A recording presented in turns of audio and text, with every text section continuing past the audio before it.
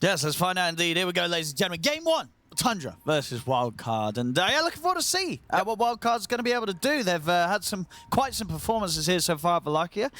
Maybe they've got what it takes to take Tundra down. So looking forward to see what they turn up and can execute with this lineup, especially with the strat as they've drafted, as the panel's pointing out. Opening up with this Enigma. Yep. Do you like that? Do you think that's a bold move? It is kind of a bold move, but they have yet to lose with it. They've also played this exact matchup. First pick Enigma into a counter pick on the Conker. And Fate, he absolutely destroyed the Conker. Eventually, he just gets his drums, drops the Black Hole on him, so he doesn't really care. And yeah, I'm really looking forward to this game. That's some of my favorite heroes. The support Naga, Song, always super cool. You've got the Egg again after yesterday. More eyes on the Phoenix. Oh. I'm going to be able to secure 3 bounty runes there with that little bit of a stun. So a good start here for Tundra. And yeah, always exciting to see BZM on his shaker. You know, definitely I think, BZM always gives us a lot of fun to watch on, regardless of the hero he takes to the mid lane, but this one's definitely going to be up there as one of the funnest from him, getting to see his shaker play. He should be in for a pretty good time against the Pango mid. You outfarmed the Pango by quite a bit. You should. And T also mentioned there are some annoying things for RCY on the Pango this game with the Fisher and the Ice Shards from Tusk. Let's see how BZM will fare here. Yeah, it should be. I mean, it's going to be one of those lanes, right, where you just see a crazy amount of denies coming in for BZM. Should be very, very good for him here, and should allow him to hit that 6 before the Pango. So there's going to be that awkward point where Pango's going to have to be very careful about stepping up to the wave. So looking at the side lanes, as you said, what we've sort of seen this Enigma from Fade before. You imagine he's going to do fine. Is there anything different, that Tundra might be able to do against him that other teams haven't been able to do in the lane with the way they play the lane? I could maybe see a way where, I mean, just if I'm thinking about Saksa's game, he should be freed up. Like, he can stay top if he wants to against the Naga morph, but also Brew doesn't get pressured too much, so maybe he could move in the early game. Other than that, I think there's only some individual gameplay. Maybe Crystallis' Conker is better than, I think it was Yuma who played the Conker. I don't know. Let's have a look. Yeah, see how he does this game in the safe lane with it. And that top lane, 33 on the Brew. Oh, you've been liking Brew recently, right? Oh, yeah. And 33, one of the best on it. Oh, absolutely. He's really, really good at this hero. He gets a lot of stuff done. Speed. Does have the mirror image to dispel the Cinder Brew. I'm going to be able to give him a good chase down, but Sax is actually taking a lot of damage in return for this. Might just be in trouble himself. We're going to have to wait for him again in a few seconds. Is actually down on the bottom lane, in which Wildcard find the first blood. They are going to get Saxa at the end of it all, but or maybe not. No, they don't want to chase him. They'll let him live. Happily, sort of leaving him in that awkward spot. But indeed, on the other side of the map, Wildcard still found the first blood there. Very interesting, because there were a lot of Eidolons as well with Bignum on the side while they were farming a hard camp. Looks like Whiteman was going for a little bit of a chase. Didn't get too much done. But yeah, really, really nice first blood there for Wildcard. But to go back to the Brewmaster, I'm definitely a huge, huge fan of the hero. He got buffed quite a bit. Of course, Morphling is one of the best matchups, because what you don't like playing against as a Brew are heroes that you don't really kick out. The Gyros, the Life Stealers, Morphling. So we'll have to see how Tundra deal with that.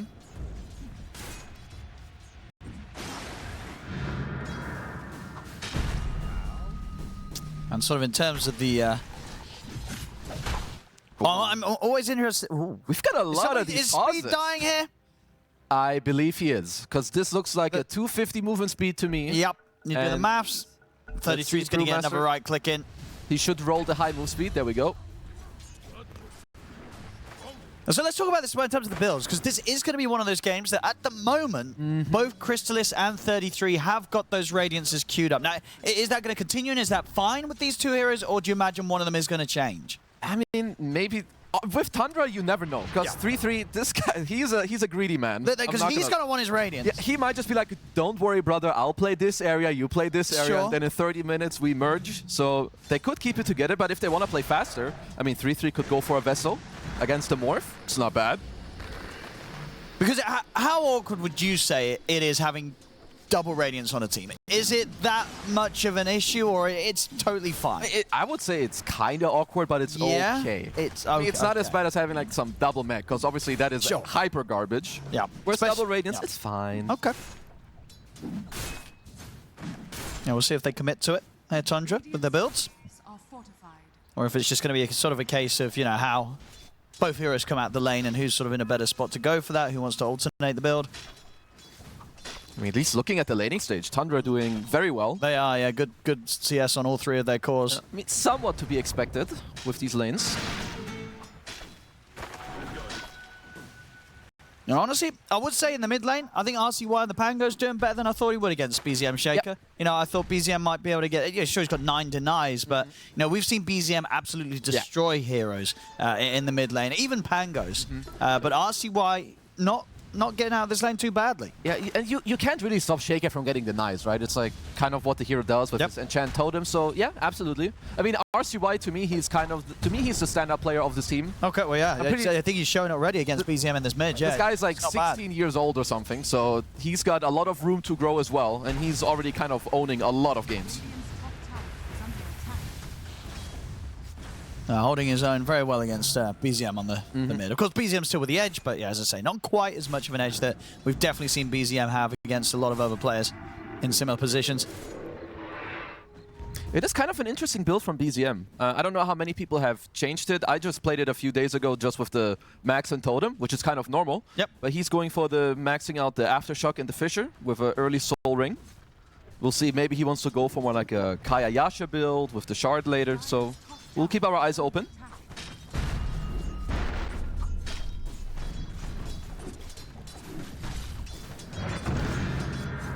Getting close to the 6s here on both mids. That's when we can start to see and both having sort of potential when supports come in to get kills.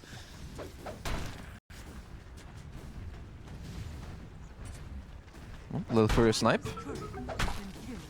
Well, active rune in 10. RCY, he's not 6, and he doesn't have his supports in mid either. It's a little bit troublesome for him. Now, we get some backup coming in now, but Powerin's already there. Sax has got his eyes on it top. And in fact, I'm going to set up for them to maybe dive in onto RCY. Going to have to go pretty deep for this, though. They really want him dead, but RCY is going to be fine. He'll get away. And now Speed comes in with the wraparound. He's got the setup on a BZM. Oh, careful. Reel in as well. They still got the Echo of it. Oh, Fade is here too. So if they can continue to chase this down. BZM, 3-man Fissure. Stepping in, Echo just only onto the Naga Siren. Now the Rolling Thunder comes in and BZM's dead. The Echo's not going to get anything done at all. As with the Rolling Thunder, RCY can swing background, catch onto Saxa. Wildcard, they bring the numbers in mid and it pays off big time. That looked quite awkward, because initially, I believe if BZM, he had the chance to connect the Echo on RCY for them to get the kill, but Wildcard, bring over their offlaner, get a huge counterplay. They do pay the price with half HP on the tier 1 bottom, but they'll gladly take that trade. Tundra, of course, whilst that was happening, they do at least, you know, have Crystallis and 33 just continue to mind their own business on the side lanes.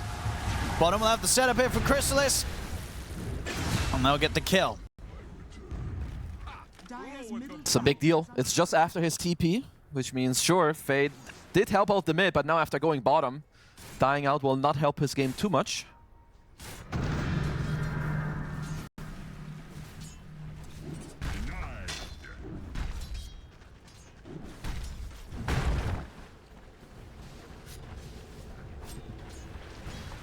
They've got the split available, so sure, while Morphling is very tanky around this, Brewmaster, generally one of his biggest strengths is that he can overwhelm you, so they are bringing both the supports up here to try and kick out Yamson from the lane. He's playing it careful, doesn't want to farm too close to the wave whilst these numbers turn up. But yeah, both 33 and Crystallis getting free farm here on the side lanes. No real moves from Wildcard to do anything about the Brew or the Kunkka right now. They're trying to move over RCY and Speed. Still not the easiest kill, but maybe they can force something out of 3-3 here. So they can get the split out. Yeah, well, split comes out. So if they can go for anything aggressive with that split, good damage onto RCY. Phase through. Dispel. He's taking a lot from this. Another stun comes in. RCY's in trouble. Swashbuckle's there. He's going to get thrown up in the air. 33 just playing with him. Okay, he got Gets the kill. Gets completely outplayed there by 33. And even though they have sort of backup around, there's nothing that can be done to save RCY. Meanwhile, back over in the mid, BZM this time will get a kill with the second slam of the game.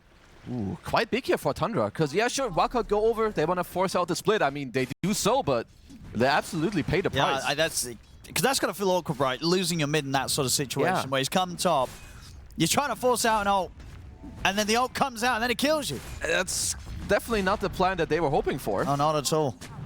Because even if you trade the Rolling Thunder for the split, of course, that's a good trade for you, but didn't end up happening. Because Wildcard, their map is definitely shrinking quite a bit right now, losing your tier 1 bottom. And I don't know if they can return the favor. Look at this Crystallis Kunkka. He is having an incredible game. Like, I think at this point, you know, they're having just sort of a bit of a game between themselves. You know, Crystallis and 33, it's just a race to see who can get the Radiance first. And it's going to be a close race. Yeah, I mean, with how much farm both of these heroes are getting. They're both incredibly close already. Yep. I mean, you've got Crystallis closing in on the Relic at minute 10.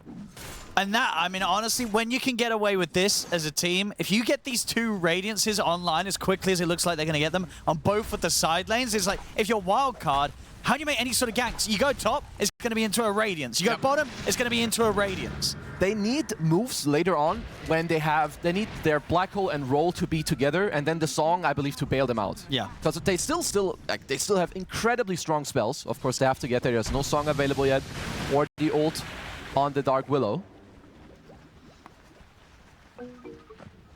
Tundra really are just getting away with that much more so far. 3K lead here, 10 minutes in. Just getting so much out of the map. Both Crystallis and 33 able to farm so quickly with the space they've been given. And Wildcard don't really have anyone that can farm the map quite as efficiently as these two. That's definitely showing in the numbers, and will start to show even more, as I say, once both of them are able to get away with these Radiance rushes unpunished. It's not so easy for RCY right now. I mean, of course, you are the only playmaker with the Pango, because you have Morph and Enigma on your side lanes, and, you know, 2 supports that kind of need you to make moves. But he's also counterpicked by the Earthshaker, so not the easiest task that they have put him in.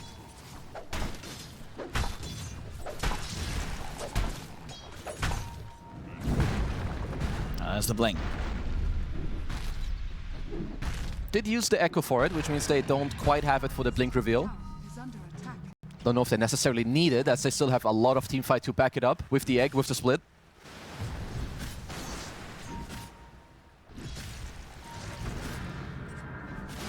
I mean, yeah, this... it does feel a little bit illegal that 2 heroes are getting to just free farm a Radiance, I'll be honest. You know, nothing's been done, Kezu. It's true, but Tundra's just like, we're just going to buy some Radiances, and what are you going to do? Both of these Radiances are going to come out really at incredible times. Like, they're nearly done. They nearly have both online 12 minutes in. Wildcard, they can't really put a stop to it at the moment. I would say they got a little outplayed when it comes to the lanes. I would assume that they expect the bottom lane to not be quite this bad. But yeah, maybe once they get this Diffusal onto RCY, which is flying out, and you do want to get the Song on speed, which is only 1 creep away, and you've got the Vessel on Enigma. So they could look for moves where Tundra aren't fully together, because if Tundra are, they are way stronger than you.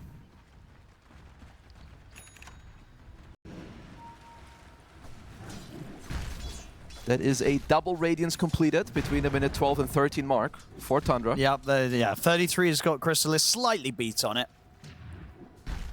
But yeah, they're both out. So hitting records with the timings, they're ×2 this game. It's not too bad. Yep. So let's see. I do like that Wildcard are looking for this move because, sure, they have Radiances. I mean, they are... Oh, Saxa. That should be a free kill. RCY making sure that his smoke doesn't break just yet.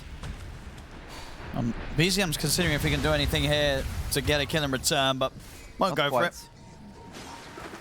He has got Echo in 10, and he's got this Invis rune.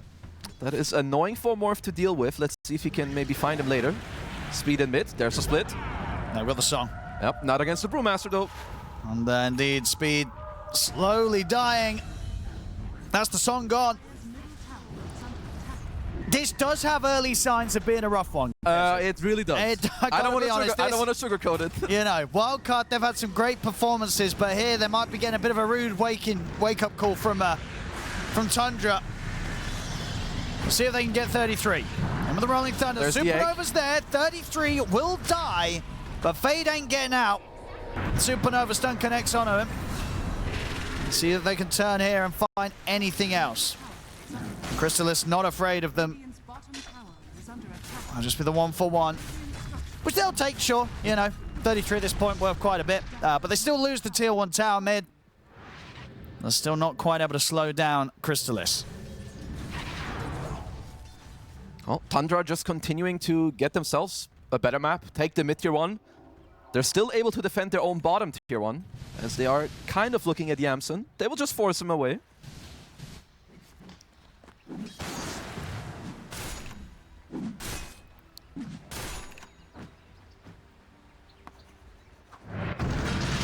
I mean, is this just sort of the plan from Wildcard? Do you think that it's just the let's just farm it up ourselves? Morph will eventually carry us? At this point, it is somewhat the plan. Yeah. I mean, when you have the song available, they can go for some more aggressive moves of their own, right? You can commit really hard, and then when Tundra bring up the backup, or you feel like the fight's about to get bad, you just song and get out. But until then, yeah, you need more items. Saxa again, using his body to push forward. RCY is going to be around to help out. Fisher's there, though, from BZM. Still, RCY is going to try and go forward for this. Oh, they've got the black BZM? They'll drop it for BZM. RCY maybe seeing if they could turn it into an additional kill, but the rest of Tundra are out. It's a slow game. They don't mind dropping big ults like that, especially when it's for a core player. Oh yeah, surely not. You're down quite a bit. It's a very big kill. He's high level, gives you good gold. It's a good little breathing space for them. I mean, I will say, it is a very good Morphling game if you get there later on. I mean, it's going to be impressive, yeah, if Yamsen can carry this one on his Morph. Looking forward to see what he can do. Of course, Tundra are getting everything that they want, but it's not like Wildcard have bad heroes when it comes to throughout the scaling. Saxa, he's going to find the wraparound onto Fade, and Crystallis is coming in with a combo. Fade in trouble. He's gone. Get the fear onto the two of them, but nothing more can be thrown out. Dire's middle tower is under attack.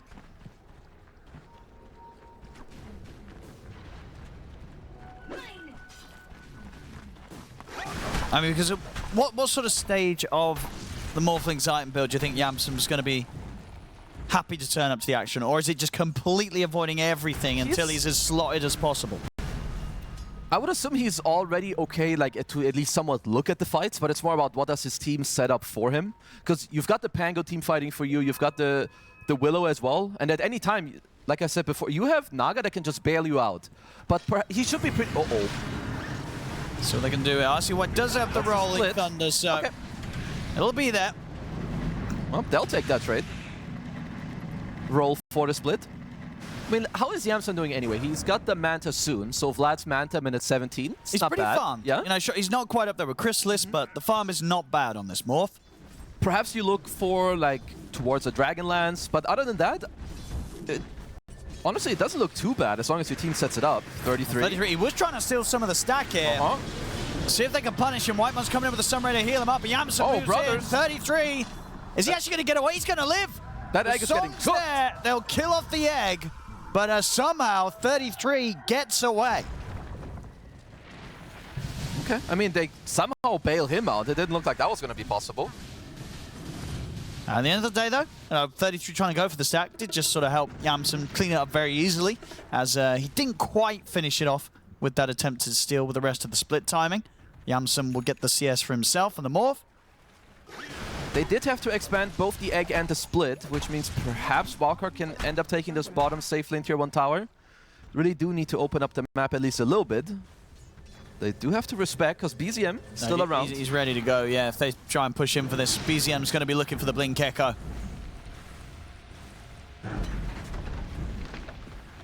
See what they can find. They've got vision on BZM. BZM, he's just going to go straight for it. Solo Echo to open up, but it's not going to have the damage to kill Fade. That's an Echo down.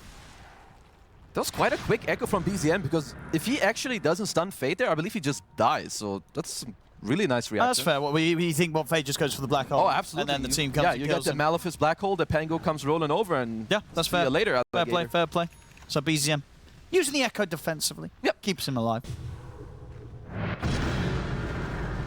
We've got a Sunray, but no TP. Oh. Let's see what White1 can do here. Off he goes.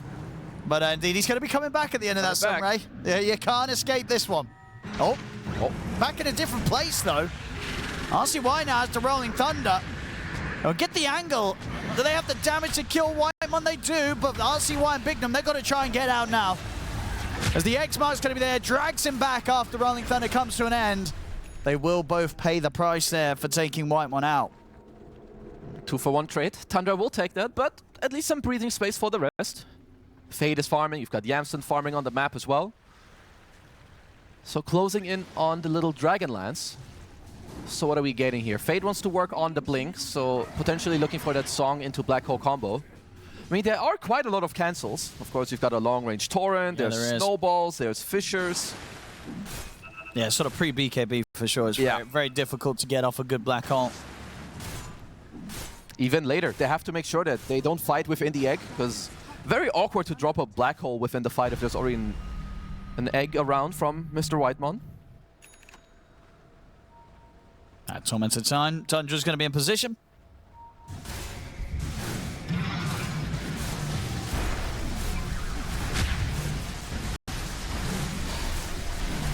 Oh, there we go, Shard going the way of Saxa, and indeed the timings continue to get smashed here. 33 knows he can go greedy, really gets the bots next after the Radiance, so he's going to be able to farm up the map. An absolute treat as this Brewmaster.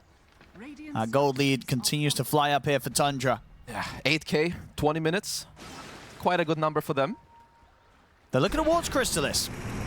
See what they can do about him. Get a good angle here on the stairs with the Rolling Thunder. Rum pops. Sunray starting to come in. Crystallis will be able to get the boat down, but he's in surely a lot of trouble. The Fear will catch him. They'll use the Supernova, but they'll turn towards the egg, take it down, and now they'll look towards Crystallis. Crystallis, I mean, there's no way he gets out of this one. They managed to get the kill. Tundra's turned up now with 33 good split. Song. But the Song is there. 33 wants to at least get Bignum, but the Shadow rounds back up. They deal with the Earth Panda. They'll drop the Black Hole on the rest of them, but indeed that wasn't the rest of them entirely. 33, one of them running away. So that Black Hole won't get much done. Ooh, that looked very scary. I mean, either way, still, you drop 2 heroes. You lose your brew split as well. So very good fight back here from Wildcard. So kind of put that gold lead into half. Yeah, anytime they can take Crystallis off the map is going to feel very good. I mean, again, you know, with everything that's gone down, Yamson is doing an excellent job keeping up on the Morphling. And we'll see here again. Did, of course, take a lot to take this man down on the Kunkka, but they get the job done. And even with sort of the efforts there from Whitemon to sort of draw their attention away with the Supernova, Wildcard, with the numbers they had, they were able to deal with both. I do really like the call here of just immediately using the Song and then just killing the Earth Panda. Makes it very nice. As I mean, Yamson, he kills it in the matter of just a couple of seconds. Now back in action. They'll find Bignum in the river. They'll blow him up with an Echo. And now Crystallis, he's going to look at starting to go for the Roshan. Wildcard, they're not really in position to head over. So this should be Tundra's. Yeah, it is probably just a free one. No Song available either to try some stealing shenanigans.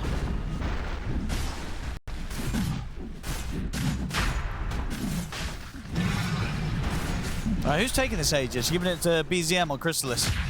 Maybe BZM? Honestly, I don't know. I mean, Crystallis is more of the frontliner, so you could give it to him just until he has his BKB. I guess BZM wants to play more in range, especially with this build. He's got the Kaya. He's also got good neutral item, the Searing Sigma. Some more magic damage. Oh, I'm looking for... Dude, is this the tech? I mean, I've not been able to catch Wildcard's game because they've been going on at the same time as the ones we've been casting and watching. What's the tech? The Desolator Naga Siren. Desolator? Oh, no. What? This is not the tech. Because I've not been... Is this not what Speed's been... Has he been doing this? I highly doubt it. Is he gonna do this? No. We're gonna go back to that later. Look. So he's done it twice, he hasn't won. Okay. Maybe he's trying something new to win. Because he's buying Deso and Naga. I mean, I'm looking forward to that one. Anyway, boat's coming in. Yamson Waveform up in a few seconds. Fisher's there. Seems kind of dead. They've got enough control. That's a big one there for Tundra to find. As Yamsen was keeping Travel. up. On the Panda, they do get the lift onto Mr. Fade. Fisher soon. Ice shards as well. Good luck moving, brother. Yeah, he's dead. Tundra starting to group up, and they quickly move over for the two of the big core kills. Take those away from Wildcard, and they're onto the tier 2 top. Oh, you gotta be careful if you get caught out like that. Between the Brew Shaker and the Tusk and the X-Mark, there is no running away from these heroes. No, he switched off the Deso. No Deso Naga today. Surprising. I was looking forward to that one. I thought you meant Morphling at first. Yeah, Even that was shocking. I was looking forward to that from Speed, but no. I'm sure it's you were. the Solar Crest is going to be, of course, the route he wants to go. That does make sense. Yep. He'll get the Deso later. Of course. Next item. 4th item on the support Naga. Oh, 3-3. It's becoming a very scary hero. Oh, I like it. The stand still and then blink away. Saxa weren't ready for that. Pretend to be an illusion. Saxa's going to try and chase. Oh. But it's a next level bait here from Speed. Look at that. They got him good there. Oh, bit on the tip again. The fire tip. Indeed, it's a lot of damage. But Whitemon, he's also going to get got for that. Yamsen picks up the kill. Wildcard with some next level baits. Yeah. Check this out. I've got the black hole online for Fade. I do know where 33 is. Does he want to... I mean, can they kill him through a black hole? I'm sure they can. Because it's going to be tempting then. Okay, he doesn't have Cinder Brew, which means no big stance. Do they want to black hole this? Oh, he's got the evasion for they now. do. Yamsen bringing in the damage. Yeah, They've got him. It's a nice clean black hole. Echo. BZM though in with the echo. In with the song. Speed coming in clutch. That'll be enough for Fade and Yamsen to get out at least. Speed also with the blink away. They get away. Saxa, he's going to try and chase them down, but they can just turn and kill him. Saxa dies for this. It will get the shot. The Fisher snipe will finish off Fade. The boat dropped down onto Yamsen. Speed will get dealt with. So Tundra making sure they don't go empty-handed, are able to get a couple of catches there on the escape of Wildcard. Yamsen gets out. A dirty catch by Saxa to continue with those 2 kills. But still, Wildcard holding their ground in the game, finding some good moves. Yamsen, what does he got queued up? He's got the MKB queued. I like it. There's a lot of mischance in play this game, right? It's pretty nasty to get the right clicks in when like this Brew and Phoenix are around. These Radiances, you need the MKB, so good stuff here from Yamsen. The double evasion, even the Cinder Brew, just to make sure you kill the Brew through that. RCY. He's got the shards. We'll be able to roll away from this. Bignum, I'll get the fear down as well onto BZM. And Whitemon's coming in with the heals, so it's hard for them to really kill BZM. Curse Crown will hold back Crystalis, but BZM's in with the blink. Fisher block off, slaps Bignum down there with the enchant totem. With these bots, he's up and down the map, ready to go over towards the rune. Gets the shield rune for himself for the next fight. Pretty nice for him as well. And Pressure's coming in on the bottom. Crystalis in 33, ready to push the tier 2. Let's see what they want to do about this one. There's no black hole, of course, quite a big cooldown. I like that Tundra did invest into a gem. Of course, you've got the double Radiance, you have good map, you have double boots of travel. Just need to make sure that Wildcard don't have good vision on the map to play around you. BZM grabs another here with the help of Saxa. Speed gets caught.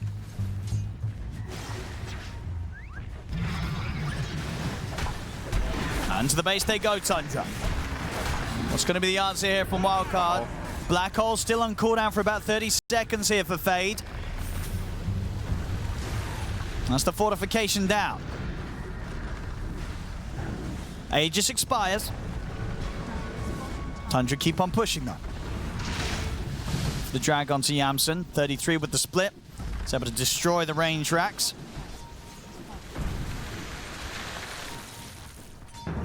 They are spam pinging. They were thinking about trying to time that, but would still have been very tough even if they got that opening. Yeah, I believe it's the correct play to not go. Just try to set up your own fight. You did finish the MKB on Yamsen, so perhaps you could look for something. I mean, he hit super hard. Like, if they don't control this Morphling, Yamsen can absolutely clean up a team fight. So, as you said, you know, this is a solid Morph game, and so far, Yamsen, he's hitting all the timings.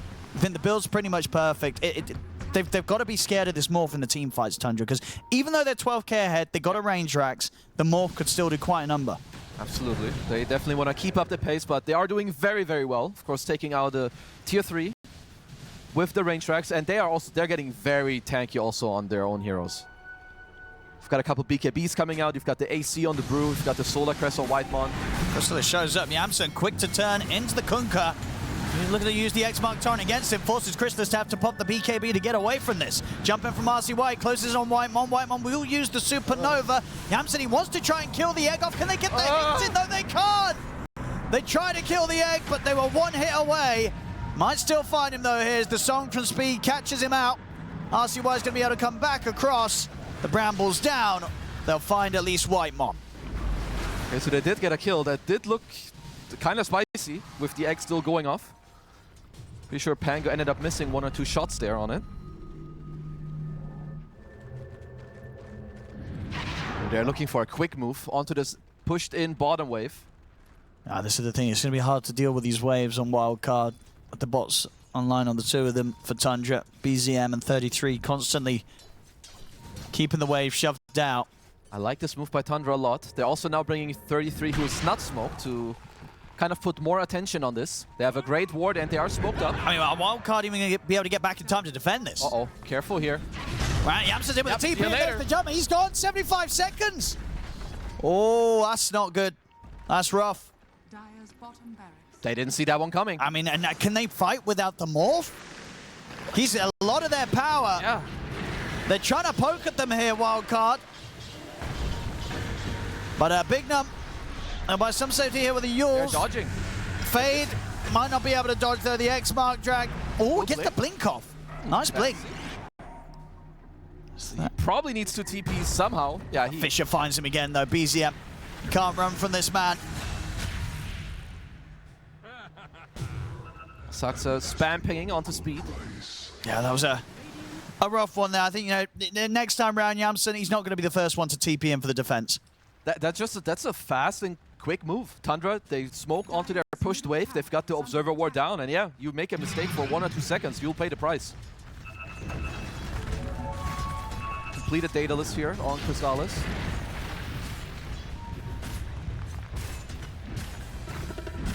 I'll take the tier 2 mid-air, Tundra. Sat beside Saxa, ready to jump if any of Wildcard do look to go on him.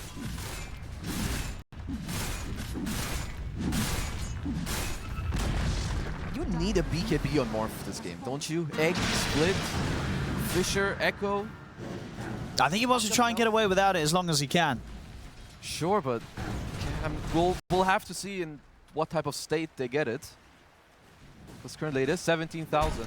33 closing in on the refresher. I mean, if he's able to push him a sort of 2 rounds with the split there, the base is going to be in quite some trouble. I believe Tundra have yet to lose with Brewmaster. They've always made it look very, very good. Yeah, I mean, from some of the plays from 33, you can certainly see why. Oh, another big tool from Saxa. He's got the Aghanim Scepter completed. Could make it quite awkward for Wildcard, because they don't play the type of lineup where they just want to go scrambling in to save each other. They want to set up their own fight. Smoke on smoke action. Dire are scanning.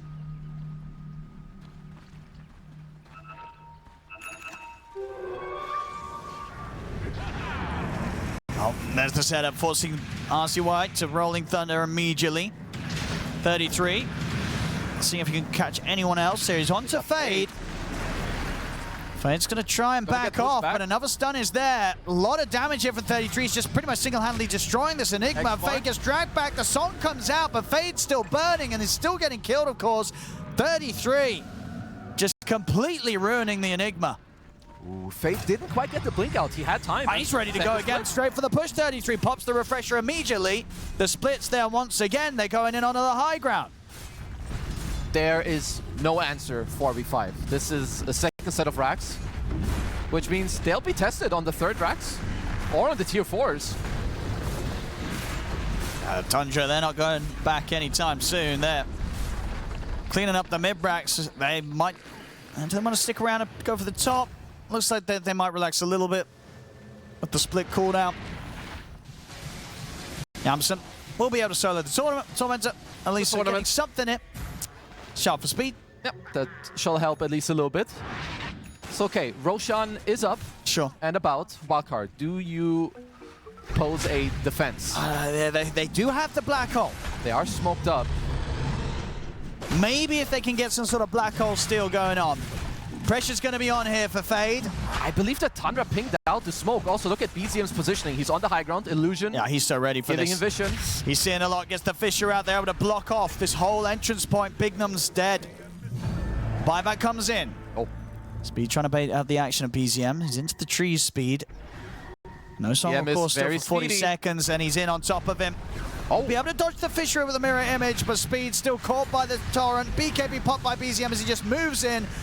Once this Naga Siren gone, drops the Echo straight on top of Yamson, locking down the Morphling. Yamson will be able to slide away.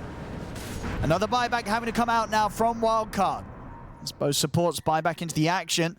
Tundra, I'll drift back over towards Roshan. Fades in a bit of an awkward spot here, split from the rest of the team. After that bit of a shake-up, I think Wildcard, they're not going to try and get out on the map again. They're going to let Tundra have this, get that Roshan. They are so strong with their heroes. Like, everyone on Tundra, they're so massively fat with their heroes. It's incredible. They've all got like all the items that they want. They now got Aegis banner. If you're Wildcard, if you're Fade, you need to consider selling this vessel. Sell your vessel, sell your magic. You need this BKB. They all need the BKBs. I mean, we can see as well. If Yamson can get the chance to get this BKB, then... Uh-oh. Whitemon, he found him with a ward. Uh-oh.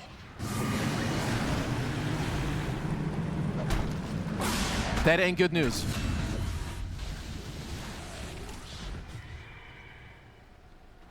Yamson, as I say, desperately trying to scramble towards this BKB.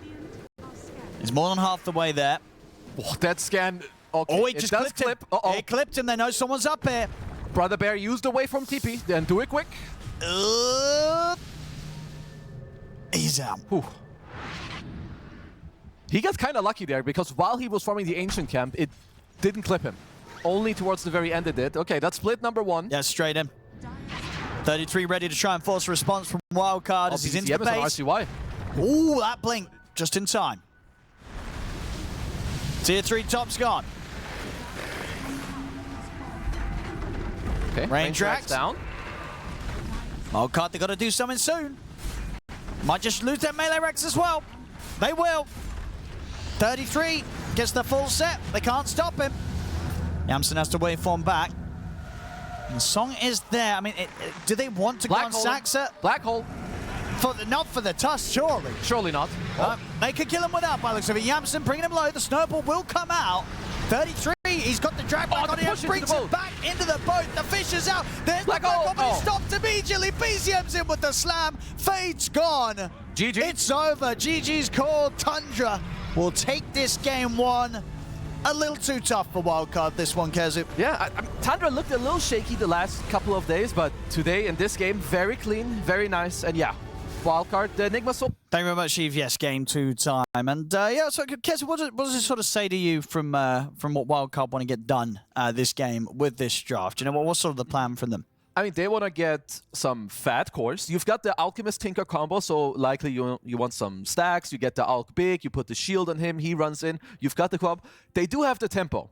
If, granted, their early game goes well. Because you need Alchemist to like go in, you got the split, you got the Quap on top to like make stuff happen. And the mid lane should be good for RCY. Maybe not like a big dumpstering, but Quap is slightly favored against the Invoker, so I expect him to have a good time. But this Death Prophet, sure, it was nerfed last night? But this hero is so good, and I would say this is a very good Death Prophet game. Sure. So I'm a little bit worried for Wildcard. Yeah. And because Wildcard, obviously, with their cause this time, are they taking a bit of a page out of Tundra's book and they're going to farm 2 Radiances on the both side lanes, or do you think we won't see Radiance from Fade on his brew? I would prefer a Vessel on the Brewmaster this time around, because to me, their draft looks more on the moment that they cannot move forward against Tundra's heroes. I think they lose out. Because you have the Tinker, you want Tears to go in for you, that's when you're strong. Same with the Alk, same with the Brew, so... I mean, it also looks like he will do that as he's already rushing the Urn on Fade. And I hope for his sake that he has a better game than last game. Sure. Because that Enigma in game 1, that was not the one. Is this an easier Brew game?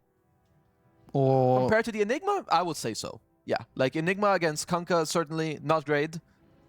And there was probably also some individual diff coming through. But this time around, you've got a Bane, you're a Brew against a Kunkka. You should be chilling. Well, let's have a look. Wildcard. We did it with this. We witnessed them having a tough one in game 1 against Tundra. But we know that they can pull out some solid showings, as we said. We've seen in the wins that they've had. Wildcard have come up with some good stuff. And here, definitely, yeah, a bit of a different approach with their lineup as opposed to what we've seen from other teams. And we've got another X-Sword Invoker with quite a lot of setup, to be honest. You've got one side lane with the X-Torrent later, or even just the Torrent, so that's good enough. You've got a slow combo from Saxa, of course, that can also set it up. And BZM, he is a great Invoker. One of the best. Well, looks like he's got some issues at the moment. It's just going to go for the quick reconnect.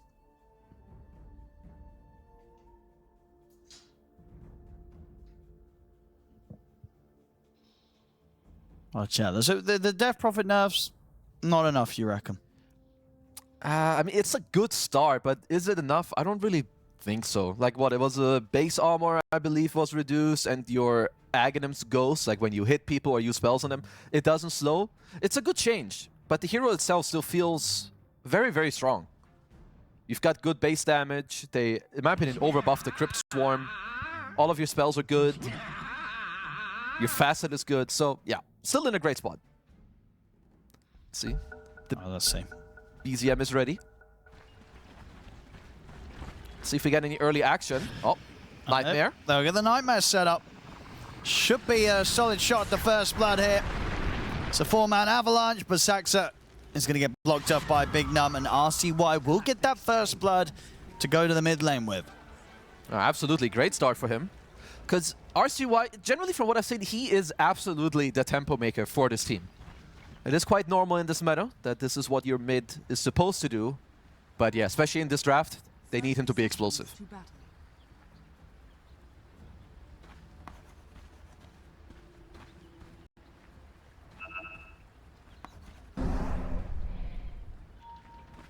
A Wildcard setting up for the bounty down here. Maybe see if they can catch anyone else, but Tundra unlikely to step into this spot. Well, let's see. You do have Alchemist, so it's even nicer if you can get some more bounty runes on the board. Let's see. Big Them, of course, with the sleep can be quite disruptive here. Ooh. He's going to grab it. Easy bounty for Big Num. Will mean they get the 3 of them. Blood Grenade, okay. Speed's going to try and chase Whitemon down. It's not going to be able to finish that kill off. Looks like they do want to block the wave, help themselves out. So yeah, 3 bounties and the first blood. Now, RCY is the mid-quap. He's got everything he could wish for here entering into the lane. Bowl's going to be on the way out. Off the back of those different boosts of gold. See if he can cause any issues for BZM in the lane. Punish the Invoker whilst he's weak.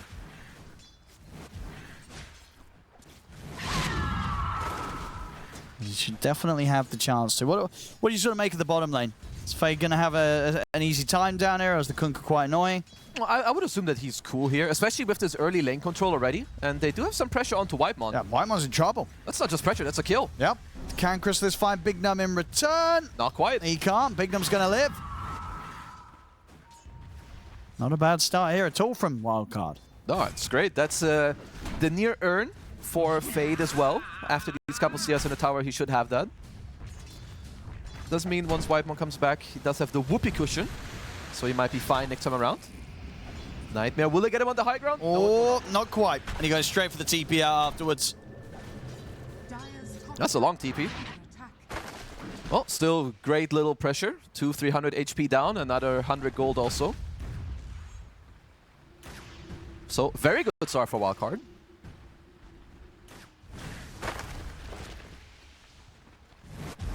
RCY, he's got those couple of points in Scream, ready to hold that third one in case he needs to blink out. Yep.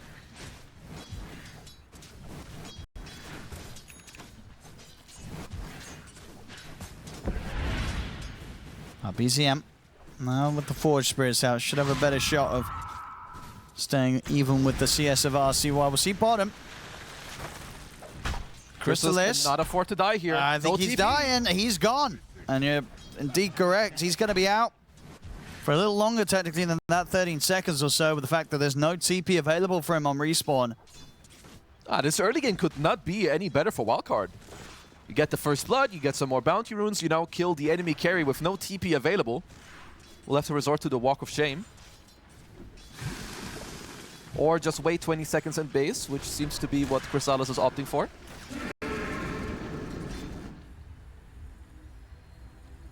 Yeah, he's just going to wait out the TP cooldown.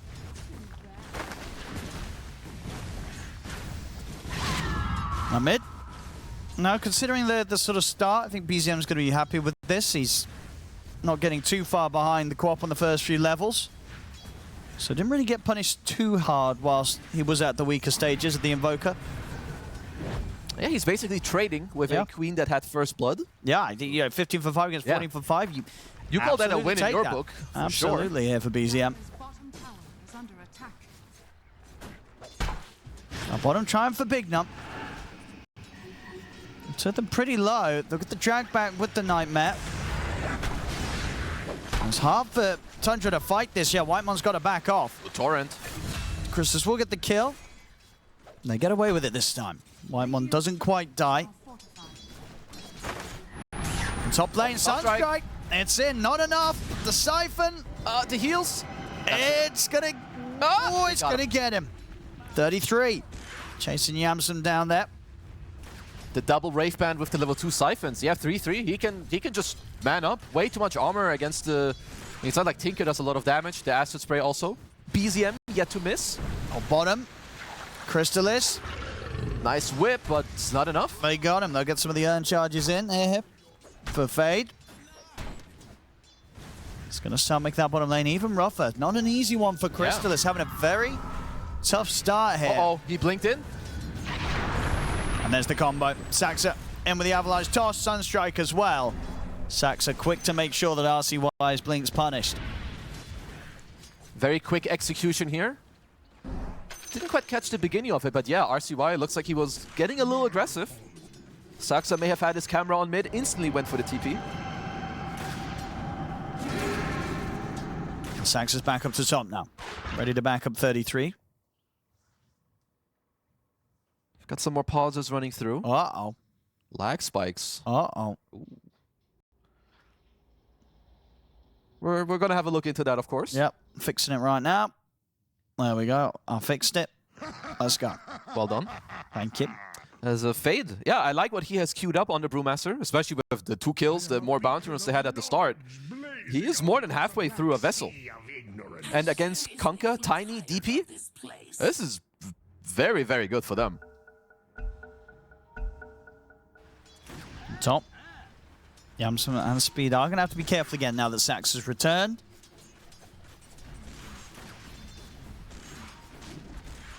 Stepping up quite a bit. I mean, I guess they know that 33 doesn't have a huge amount of mana to play with.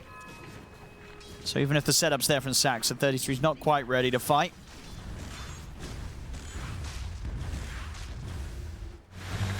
On bottom. Another attempt put to a stop this time by the X Mark to hold Fade back. Now, I'm definitely having to be careful. They're very low on the Ringmaster. That doesn't mean they're out of earn charges now. So we'll have to see if they can get their hands on some more. Well, Saxa, he's pretty much freed up. This top lane is not going to pressure the Death Prophet. So you'll definitely have Saxa hovering around the mid lane and the enemy jungle. I do have this ward catching his movements. 6-minute power in. It's going to be what the focus is drawn to one here now. He's already sending a Forge Spirit up there as well. Speed's not going to be able to hold it against a Tiny. As it is, it spawns bottom. RCY will be able to get the grab.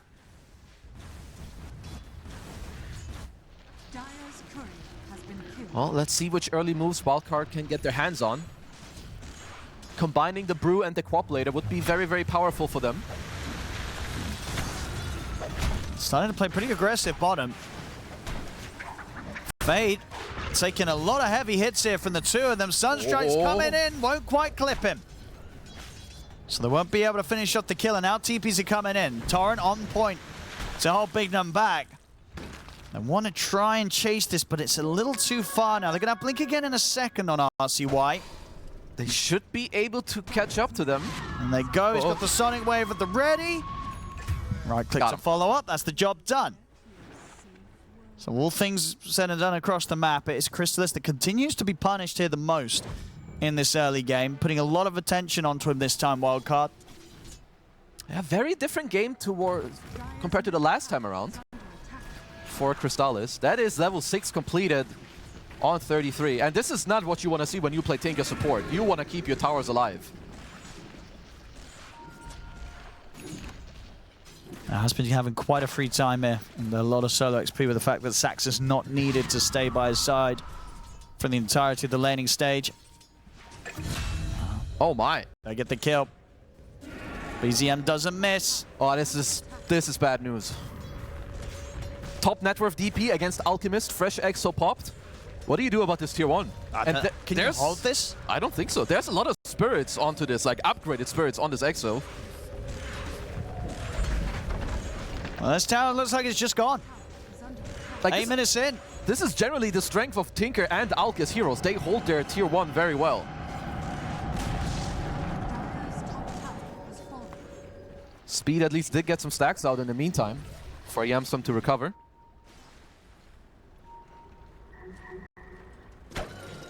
Now Bignum does find Whitemon, and Fade's heading over. This should be a dead Ringmaster. BZM is somewhat close. That's true, might be able to turn this around. Gets the Tornado onto Fade. A little bit off the mark. Yeah, that's going to be enough to save Whitemon though. Yep. They don't want to commit with the split for the support kill. As Whitemon gets out, they might look towards Crystallis. That's a Brew split. And they'll certainly pop a split for Crystallis, as Crystallis might just be dead again. He's going to try and run, look for the neutral, deny. Oh my god, and he will find him. So, a little bit of something. Well, still more time he's off the map here. At least they did get Vessel charges on Fade. RCY's got the shield. I want to go for more. They're still around. And just have Sonic Wave. Fade is behind, but he did just show in between the tower lines. Let's see if they can get more. I mean, it is nice that they did kill Crystallis and you did get Vessel charges on Fade. But you would also kind of like to speed up the game a bit, because now that split is down, Crystallis can just TP back bottom.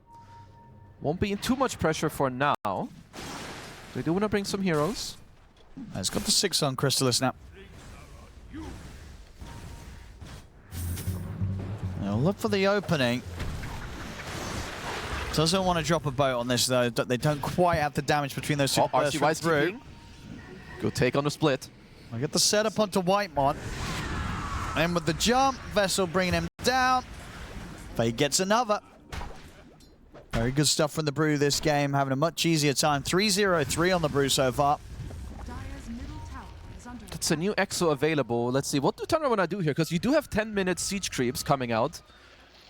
Might be the best if they can gather around the mid lane to make a move there. But perhaps they just want to put pressure away from BZM's face into the side lanes. Radiant structures are fortified.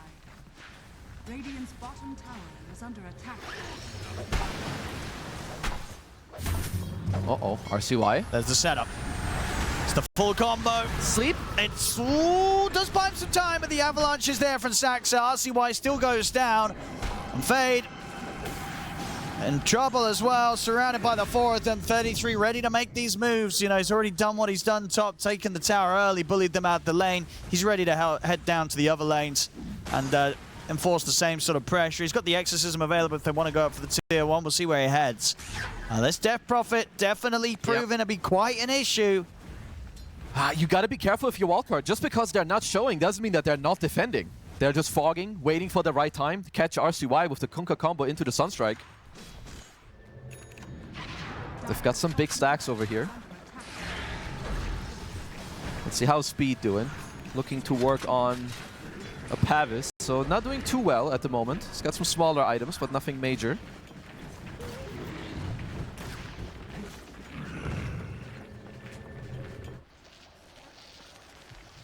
Yamsen, yeah, very, very close to the relic. Maybe at least when that's there, he'll start to get ahead of the farm of 33's Death Prophet. But as you can see, as of now, 33's been keeping up fantastically with the farm.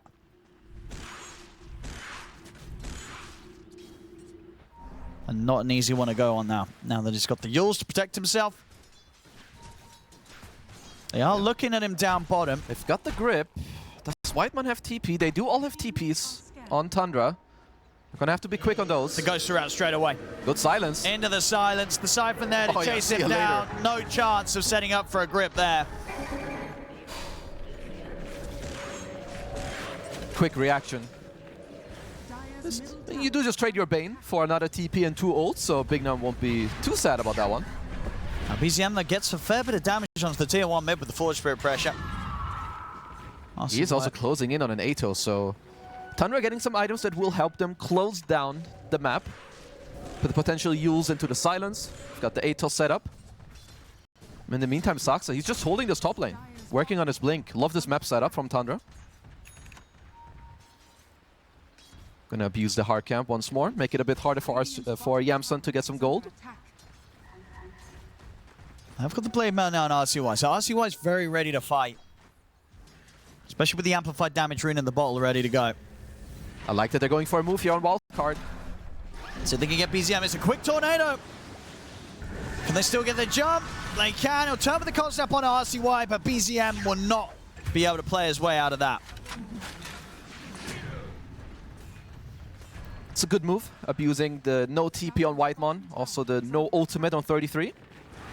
Should give them the mid tower potentially with the Amplify. Radiant's middle tower is under attack. Tower gone. Middle tower has fallen. Radiant's middle tower is under attack. So if they can maybe sweep around and catch Saxa here around the tower. I'll get a courier. Tower is under attack. Crystallis continuing to suffer this game. Has been killed. And BZM's courier as well. They get the both of them. Just chilling out of the secret shop. Up some good money for them. Wisdom Shrine should just be a 1-for-1 trade up here. Which does put Wildcard into the lead. And this is the Radiance completed for the Alchemist. They probably want to flash farm this Blink Dagger on the Alch. And then get him involved. Dire's bottom tower is under attack. BZM back to the mid. And obviously we'll have to take the walk over to the secret shop himself if he wants to grab it, because he has got the Atos gold online. Smoke immediately broken here top. They turn, they drop the wheel down, and they have got the Exorcism. Sunstrike, the toss first, it's enough. Fade, not a chance there to get the split off with the lockdown that Tundra have. Yeah, they had enough damage to kill him twice there before the split. And this Exo is used. Let's see where they want to go with this. Dire's middle BZM did get the mid tower in the meantime, just with the Forges. Has got the setup now with the Atos. RCY's got to be careful. Any sort of Atos into a toss combo from Saxa could result in his death.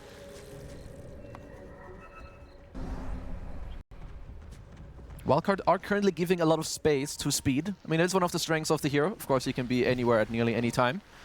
And he did nearly finish up the Solar Crest, so Wildcard do have a lot of tankiness within the heroes now. Expect them to try to pace up the game with the Blink on the Alchemist.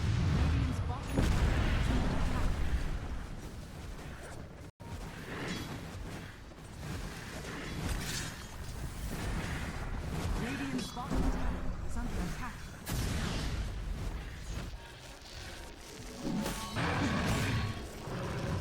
He's going to have it now. I'm pretty close towards him. Yeah, BZM and Whitemon in the area. Radiant's bottom tower has fallen. Setting up onto him could be difficult. Bignum would be an easier target, and he'll get found. Full combo connects. Easy kill.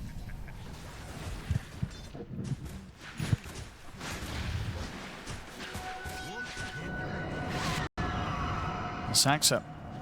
Maybe we can see if we can make a move with this Ace Rune. 33's not quite close enough to follow up. And as it is, RCY is actually able to get the blink off anyway. We'll take the ward down, Saxa. RCY is out of there. Very close to having his Yules. They do spot him on this ward. Let's see if they want to try to do something together. He doesn't have the Yules yet. Yeah, 33 can get close enough for a silence follow-up, then maybe, but it's still a pretty beefy co-op, 1600 HP at the moment. This Blade Mail. Wildcard are smoking, but Saxa is currently right in between to potentially break the smoke. He's going to catch the vision here onto Bignum. Bignum dropping down the wards. Unfortunate for Wildcard there. Run into Saxa, who's on the high ground. He doesn't only break the smoke, he also sees the ward placed. Oh, does show himself. I see why. Blink off to the side, though. It's going to give Saxa the chance to blink away, so they won't catch him. They're going to keep chasing. They want him. It's going to take some time. They're coming in with a TP from Speed. The Dukes, though, from Saxa very nicely along that mid line over towards where the Shrine of Wisdom stands. And they did not see him at all make that move between the towers. Yeah, he's not even TPing out. He's just chilling. So shows a couple of heroes to his team, breaks a smoke, knows that there's a ward place in their own jungle also. Does now TP towards the mid. Ready to back up 33 if he gets gone on. There's RCY. He's going to be the first to get jumped. They're in with the combo. He's got a little bit of a chance with the Yules, but the Sunstrike timing's perfect. Wow.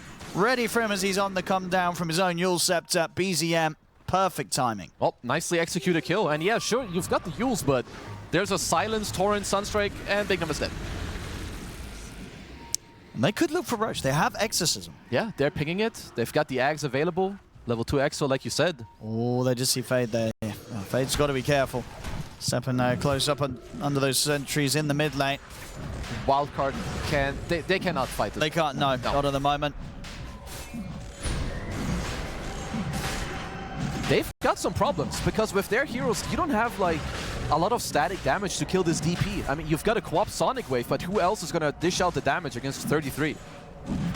Then there's a Ringmaster save and a potential boat buff. Yeah, their burst really is just the co-op's big 2 spells, and that's it. Everything else is going to go very slowly at trying to bring him down, and that's sort of the situations that this Death Prophet just revels in. Let's see if Wildcard can get their hands on a play. Because, yeah, you have the lead, but you're playing an Alk lineup, so this is not enough. Have not been able to involve the Alchemist as of now. He is finishing up the BKB, so he is very strong.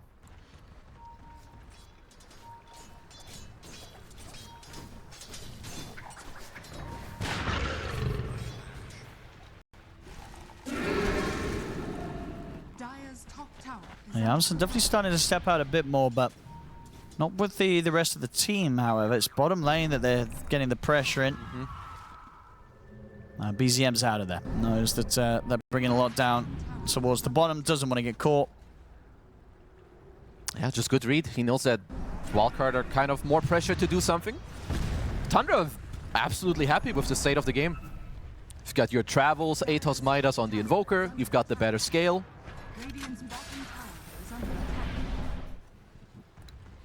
Instant Torm.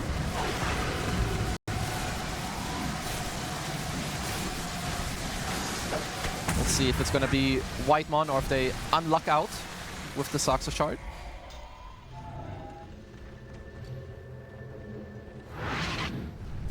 Do they want to try and get any sort of catch down bottom? Chrysalis teasing around with Fade as the setup. Saxa and the rest of them coming through the Twin Gate. So Wildcard have to be careful with their angle of retreat. And yeah, Bignum's not going to risk it. He's out with the TP over towards the outpost just in time. Before Saxa may have just been able to get his hands on him. We'll see BZM continue to hover top. They're going for their own smoke to hold the Wisdom Shrine. I kind of like that move from Wildcard. You know that Tundra are smoked up. At least you can assume so. I mean, 33's got Exorcism again. He's very strong. So Fade, he's caught by the silence. The ghosts are out. He's dead. The wheels there, and indeed Fade not able to get the split off. Yamsa's in with the BKB. They have the escape active, trying to get him out. The Yules dodges.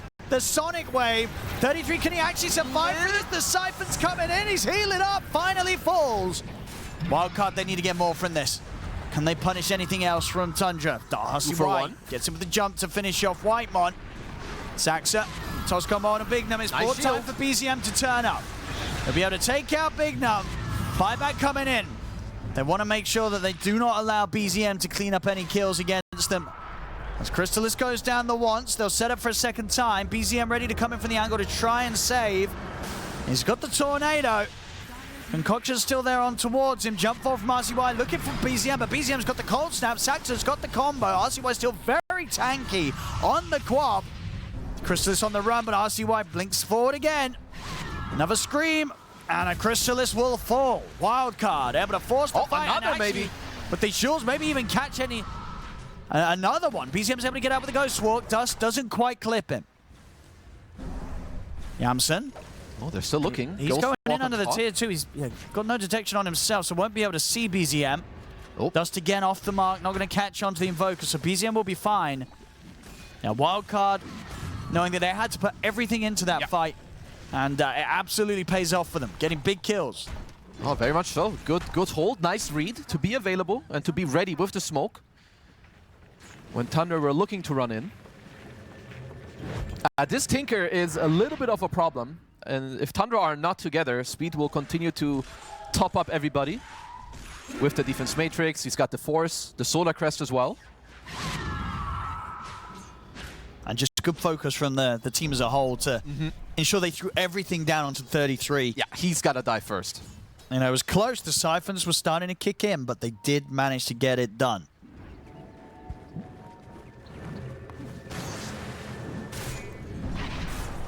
Let's see if Wildcard can give us more of that. I think they can. This is about one of the strongest timings that they have for now. I mean, of course, Quap scaling is very good, but Yamsen would love to keep fighting. Same for the Tinker. We've got a shield rune on RCY. Cannot underestimate that, but they do have the Cataclysm available. Yeah, we did see last time how difficult it is to kill the Quap at this moment. RCY very tanky.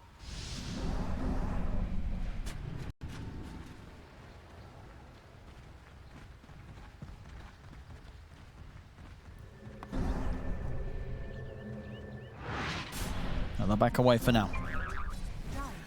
Tundra definitely going to respect Wildcard's team fight a little bit more now after what happened in that last engagement. Wildcard able to get the push on the top lane.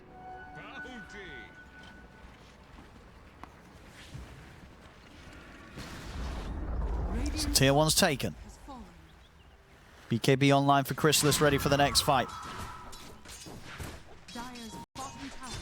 As we're seeing though, unless they sort of get the full combo from the Invoker onto RCY, it's not easy for them to kill the Quap. Yeah, it really is not. They need like a really big chain to happen, or to even be ready when he defensively uses himself. Because they do also have a Force Staff on speed.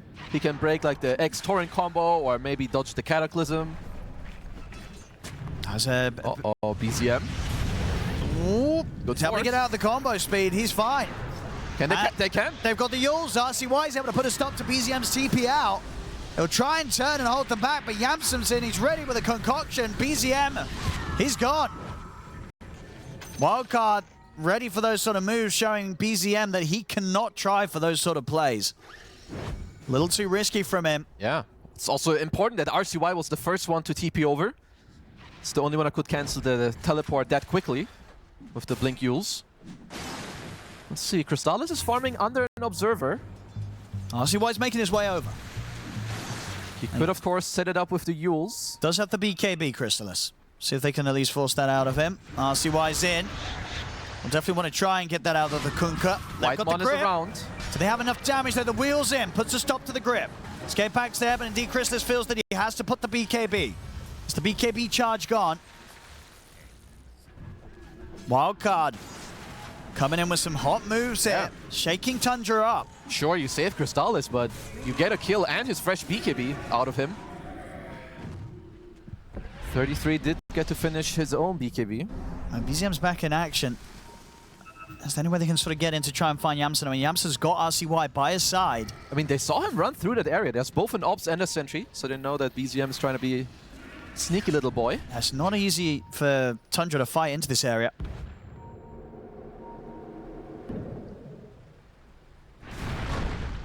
Yeah, Yamsen now getting suitably ahead, as he'd hoped to be as the Alchemist, coming up to nearly 20k net worth here, 26 minutes in.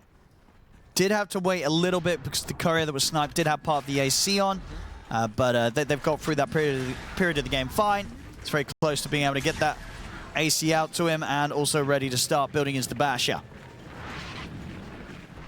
I mean, he's got it completed. Like, you have the AC plus the Tinker with the tanky quap. It's starting to matter. They're hard to kill. Yeah. We're looking for a little catch onto Crystallis.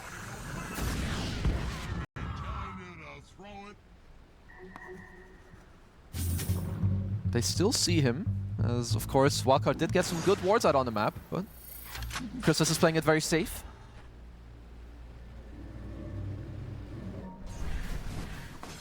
Game's definitely slowed down quite a bit for Tundra. They able to make those moves earlier, but now falling back themselves into a bit, more farm-heavy phase, which Wildcard don't mind either. They are indeed, of course, rocking these two Radiances between Fade and Yamsen, so they're also happy to hit the creeps. Looking at the setup in the mid, can they burst Fade? Oh, Saxa considered it. Looking for a tossback, couldn't quite reach. TP's coming in, yeah. Tundra, now that they've shown their hand there, they've got no further fight to have mid. They'll have to pull back. Well, an Reset. absolute stalemate should be better for Tundra, at least in my mind, because I do feel that Wildcard they're stronger than them at the moment. Especially with that AC freshly finished now. Let's have a look. They're slightly favored. I will tend to agree with the state of the game.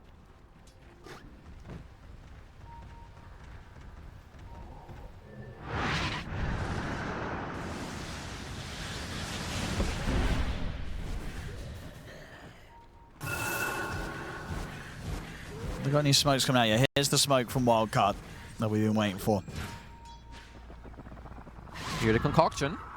Oh, it's not going to get a target with that. He has to back off. Ooh, good force. Look at the avalanche on a big nut. The shields are there trying to keep the Bane safe. It's a lot of protection, but not enough. The torrent catches him. Bignum's dead. Yamsen will get the BKB off, but he's already taken a lot of damage. He's starting to heal up here with the Chemical Rage, but he'll still opt to back off. Doesn't want to try and force a fight into that whilst they've lost their Bane. Wildcard should be losing a bit of map control here. Your Bane is dead and your Alk has no BKB. And Tundra's ready to start running back at them, but the wards were down. So Wildcard will have pretty good knowledge of this. Maybe they can still get a catch outside of the base. Now Fade's already back up to the safety of the high ground. They are nicely respecting this move.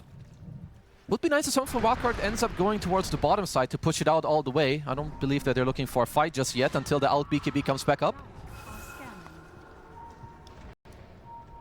Yeah, grouped up. I mean, RCY is not afraid to jump in. He certainly is not. I mean, they have a great ward in their own jungle. They're going to try and burst him down.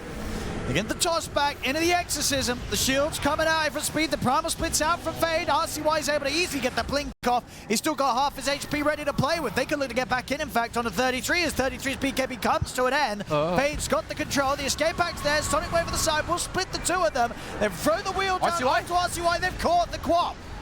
As RCY maybe jumping in a little too deep there onto the back lines, trying to make a play with the Sonic Wave, ends up dead. Now Christmas, he's got the BKB ready to pop.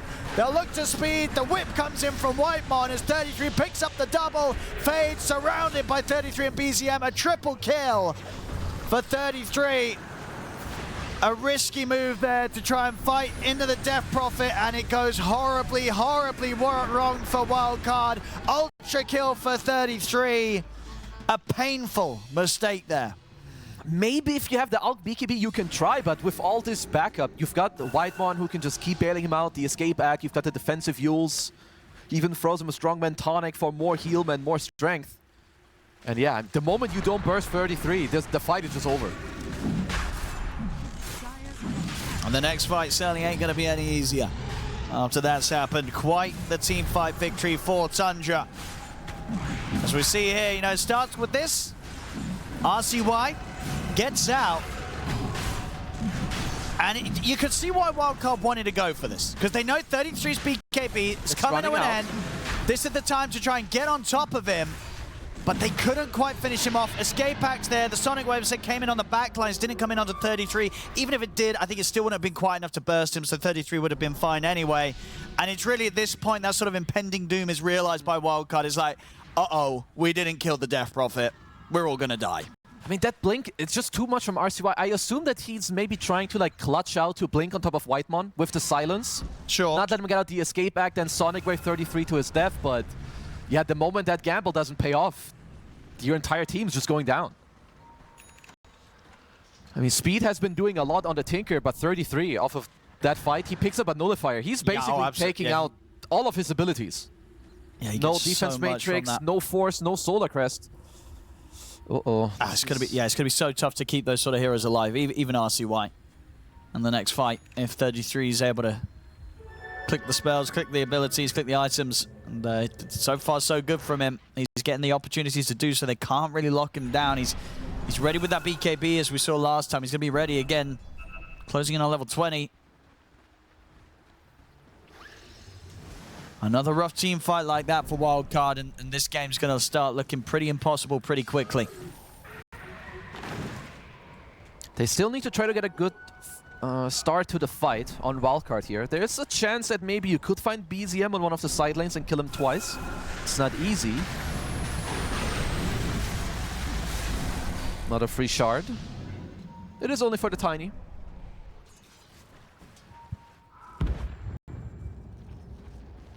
Wildcard, what's the plan now? After everything that's just gone down? You kind of need to look for fights, I believe. It's best if either A, you burst the Death Prophet, which is kind of hard because there's a Ringmaster behind him, or secondary, maybe they should just look for a smoke around. You need to kill Whitemon first. I don't see a world where you kill 33 from full to 0. 3k HP, Gale Guard, Yule's BKB, saves behind him. Dire's top tower has fallen. Radiance bottom. See Fade. He's going to get caught in the combo here. It's not enough to burst him. We'll get the split off. Turns over towards Saxus. Saxus up in the other Yules, gets quickly brought back down. Fade's going to try and continue to chase on. It's an awkward fight now, though, because the ghosts are out from 33. They'll turn with the combo, drop in the boat. And managed to kill him. Can they get more from this? They get Whitemon. Just turning into something not too bad at all for Wildcard. Sonic Wave pushback. Can they get a bash? They can't. It was a good torrent to make sure he doesn't get bashed out, but yeah, I guess... This time, they were able to fully burst the Death Prophet. Well, I guess I cursed 33 there. It was a good fight from Wildcard. They got the separation going. They had to split out to kind of keep Whitemon away from 33. And then he gets... I'm pretty sure they fully gripped him. Uh-oh. Combo cat up. See ya. Saxon should pay for this, though. Oh, yeah.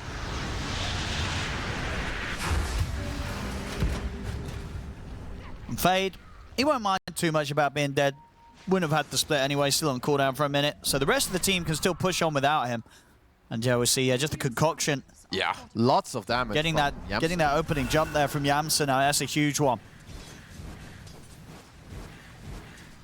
Do have the Hex completed onto BZM.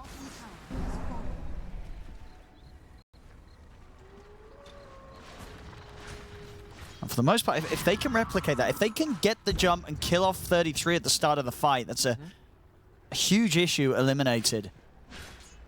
And Yansum is starting to be fully slotted, but of course you're an alchemist. You can give away some Aghanim Scepters, which means you can inject some gold into RCY. He's finishing his own at the moment.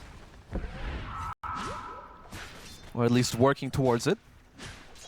They will have to rely on the co-op scaling. For sure here on Wildcard, as Crystallis splits up his Radiance for another nullifier. There's the smoke from Tundra. 33 back in the game. Ghosts up in 5. Wants to make sure they take the team fight on their own accord and don't leave themselves the opportunity of being jumped first, as was the case last time. And they're going to get a good jump themselves on a Yamsen, but he does manage to find the BKB out in time. He's going to go for the TP out. They don't have enough damage to kill him through it, so a good escape. The X-Mark, though, lasts long enough, actually long enough there to get him with the drag back after the BKB ended. That must have been close. It was really close. That must have been so close. But that's a big one. That's the out depth for 70. With that X-Mark drag back coming in a play from Crystallis. That's 1 minute without the ult. Yeah. Exo still running for a couple more seconds. Yeah, your mid-racks are in trouble. Let's see how you go about this. Saxa, Toss back. they get the setup on a Fade. He was X'd. He's going to be fine here, Fade. So Crystallis helping him out a little bit. He's got the split at the ready. Drop the combo down. The Hex is there. The Aeon Disc kicks in. He just got it picked up. Fade's fine for now. They get the grip. Holding down Crystallis is put to a stop here. Saxa in with the toss on a Big Num. They'll drop the Nullifier on towards him. Big Num. He'll fall. Sonic Wave comes in. Burst Crystallis down low. They didn't quite finish up the barracks here. Wildcard, they're holding the melee racks alive as they kill Crystallis off. Split is still doing work. The drag back on 33 will put the BKB. Up for the TP out. They've got nothing to stop it themselves through that, so he'll get away. But the defense, as successful as and close to successful as it gets, as they keep the melee racks alive. Yeah, not losing your melee racks and killing Crystallis. It's good hold. Huge W. Yeah, because you're holding as well whilst you don't have your Alchemist up. So impressive stuff from Wildcard, able to pull together the pushback. Well, need to not underestimate the RCY Queen of Pain with the fresh Aghanim Scepter. Will dish out a lot of damage throughout these fights. Yeah, 7,000. That's split also. Quite a bit. Let's see, you've got an Abyssal Blade on Yamsun.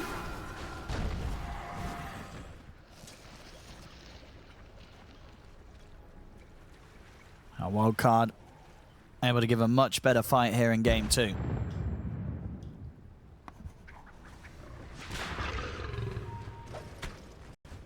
Is it going to be enough, though? Can they push this to a game 3 against Tundra? It is possible. They've shown it to us in some of the last fights. If they're somehow able to maybe single out the Death Prophet with a split on top of Whitemon, could look to take out 33 once more.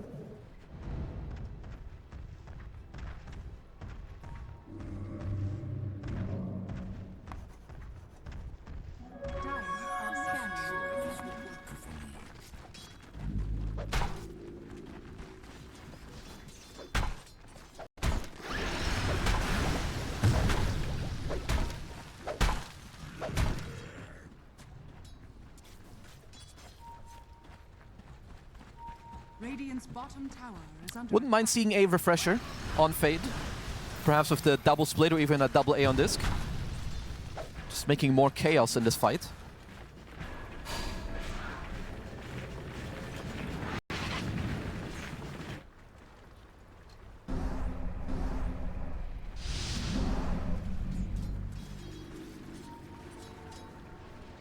I'm seeing if they catch anyone up top, but a Wildcard staying on the bottom side of the map for now. We'll have to be careful with the Pyrrhic Cloak in play.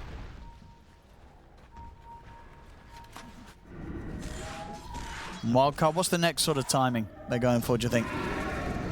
Let's see, they could be waiting for maybe even just buybacks on your cores. I'm intrigued to see if Yamsun and RCY decide to buy out on their items or if they want to hold the buybacks for a Roche fight. Seems like nobody is waiting as both teams are smoking up. Tundra are on the high ground for now. Up for the setup. Yamsun on the side. And there's the jump. He's going to go straight for Whitemon. He's found him. Beautiful jump kill from Yamsun. Now he turns over towards Crystallis. 33 will get the ghost over. The grip's there, holding him in place. Sonic Wave Burst flying in. They've lost Fade. He wasn't able to get the split off in time. RCY popping the BKB. 33 pushing forward with the remainder of his. Trying to stay on top of Speed. See if they can chase down the Tinker. Speed trying to get into the tree line, but the Avalanche will find him. Speed goes down. BZM, BKB ready to press. Locks down on towards Big Num. The supports are gone. RCY and Yamson will survive. Tundra coming in with the White Mon buyback there. I mean, that looked good. They had a perfect jump from Yamson onto the Ringmaster, but looks like Fade didn't even get the split out at all, even with the Aeon Disc. Doesn't have the buyback available either. Which means they will lose one set of racks. See how much more they can try and push out of them here, Tundra. Looks like they don't want to try for anything top. They want to bring in the bottom wave, get rid of that tier 2. I got hexed by BZM. Silence came out later, then perhaps a secondary hex. Did actually start with 33 hexing him, so yeah, sure. You pop the Aeon Disc, you get him silenced, you hex him up again. Yeah, it was just sort of a good start from both teams, right? You know, Wildcard, they did what they need to. They jumped the Ringmaster, but Tundra, they did what they needed to and made sure that Fade didn't get anything off. Yeah, they didn't overreact to the Ringmaster. Used a freshly picked up hex by 33 as well. Can they jump this Rosh in time? It's going down quickly. Tundra, they've got him. He's taking the refresher. BZM for now. Level 24, about to be 25 Invoker with a refresher shard. This is the combo's going to be crazy. Wildcard, they have to take these team fights perfectly. And sort of the order they go for heroes and how they prioritize one another. They do have an okay window now with Whitemon not having buyback available. If you kill him, he's out for quite a while.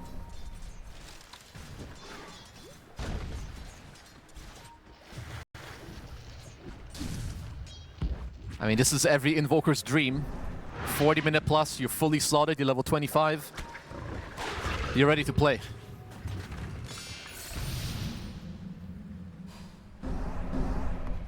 There's the blink on Whitemon as well, so even though he doesn't have the buyback, he'll be able to play the fights in a much safer position.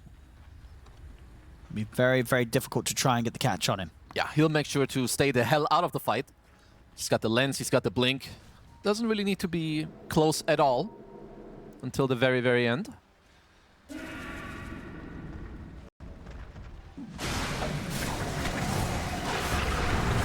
.25 talent also picked up by Crystallis. It's a big one.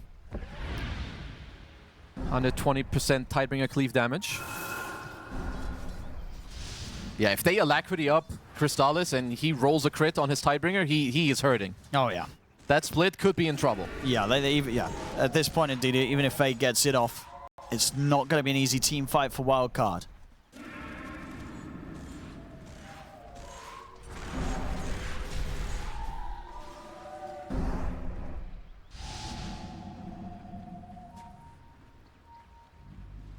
Wildcard might just have to wait for the high ground defense. Finding out on the map right now into this Aegis seems almost impossible. Dire's bottom tower is under attack. As a push starts to come in. Eyes on Crystallis, but not something they want to be jumping outside of the base.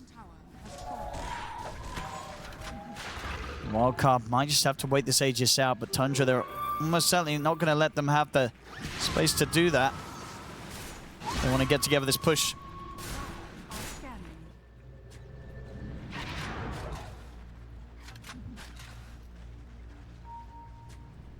Let's see what Tundra want to end up getting with this Aegis. You do have 2 minutes left. I mean, it's not the easiest to go high ground because the only real tower damage you have is with 33 pops this Exo, Scouting Cataclysm. Just making sure there's no smoky smoke coming out from Wildcard.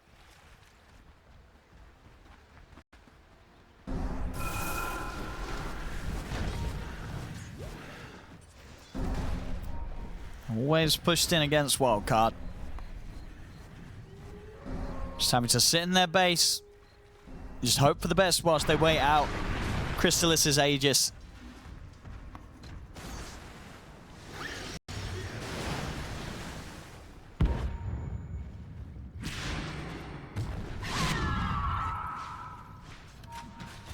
Tundra. They're ready to go now. BZM joins them here for the siege. Not easy, of course, as you say, into sort of the high ground potential Wildcard do have. Even with this Aegis, they've got to be pretty certain of when they want to try and go all in here, Tundra. Both teams have a ward. Oh, Saxa, that's a good toss they back. get the toss back, they've got the catch on to Fade. The Eon Disc, it's not going to save him. He does have buyback. Smooth kill. Try and push them back in with a Sonic Wave, but they've got a lot of sustain here to push forward through it. Crystallis starting to drop low, but still 40 seconds on Aegis. Oh, Saxa looking for another setup. Gets the toss back on Yamsen, but Yamsen's able to get the BKB off, and now Saxa's caught. The grip's there, the box comes into play, the escape pack saving Saxa, getting him out of the combo. 33 pushes up to the high ground with the BKB, the buyback's coming from Fade. He'll get the split off immediately. Turns towards Saxa, catches him with the stun, the Sonic Wave pushing both him and Crystallis back, as Saxa will fall. Dying a second time. He's going to get taken out. 100 seconds dead on him. Saxa's brought back. Does Crystallis want a buyback as well for this fight? They turn, full combo, blows up the Quap. RCY has got buyback available and he'll use it. Crystallis in return, he'll pop his as well. Fade, focus down here from 33 and BCM. They get the nullifier on him, but he's able to back away. 33 pushes on. Whitemon tries for the whip, but RCY jumps in. A beautiful Sonic Wave onto the two of them. They both fuels up, but Yamsen, he'll throw the concoction, get a three-man stun on the back lines. He closes it on 33, but the Hex is there. Still pushing forward. The Yamsen in on the Death Prophet. The bash comes in. 33's in trouble. He goes down. As now Whitemon dead as well. The escape pack buying him limited time. Wildcard.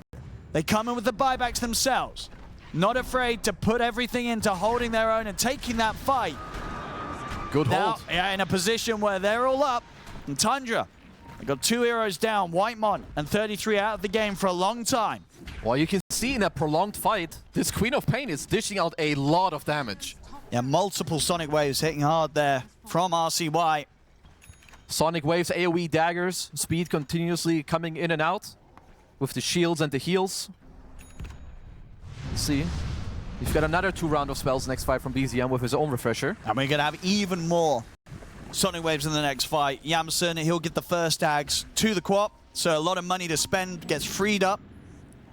And yeah, it's a straight up refresher that the RCY is able to purchase there thanks to Yamsen. Absolutely needs that. They need to make sure that RCY stays alive. Means same with Fade. He has no buyback this time around.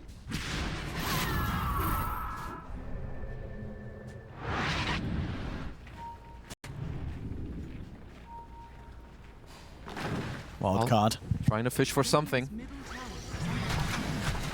And Tundra don't want to use these buybacks.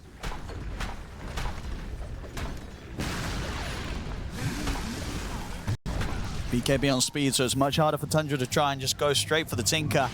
Crystallis shows. Groove Split is used. There's a glyph available. Saxa is going to get the toss back on Yamsen. Immediate BKB has to come out. Look at the tier 3. They'll back off now with the respawns coming in from Tundra. Well, one toss just stopped the entire push. But wisely so for Wildcard. Cannot linger around without his BKB.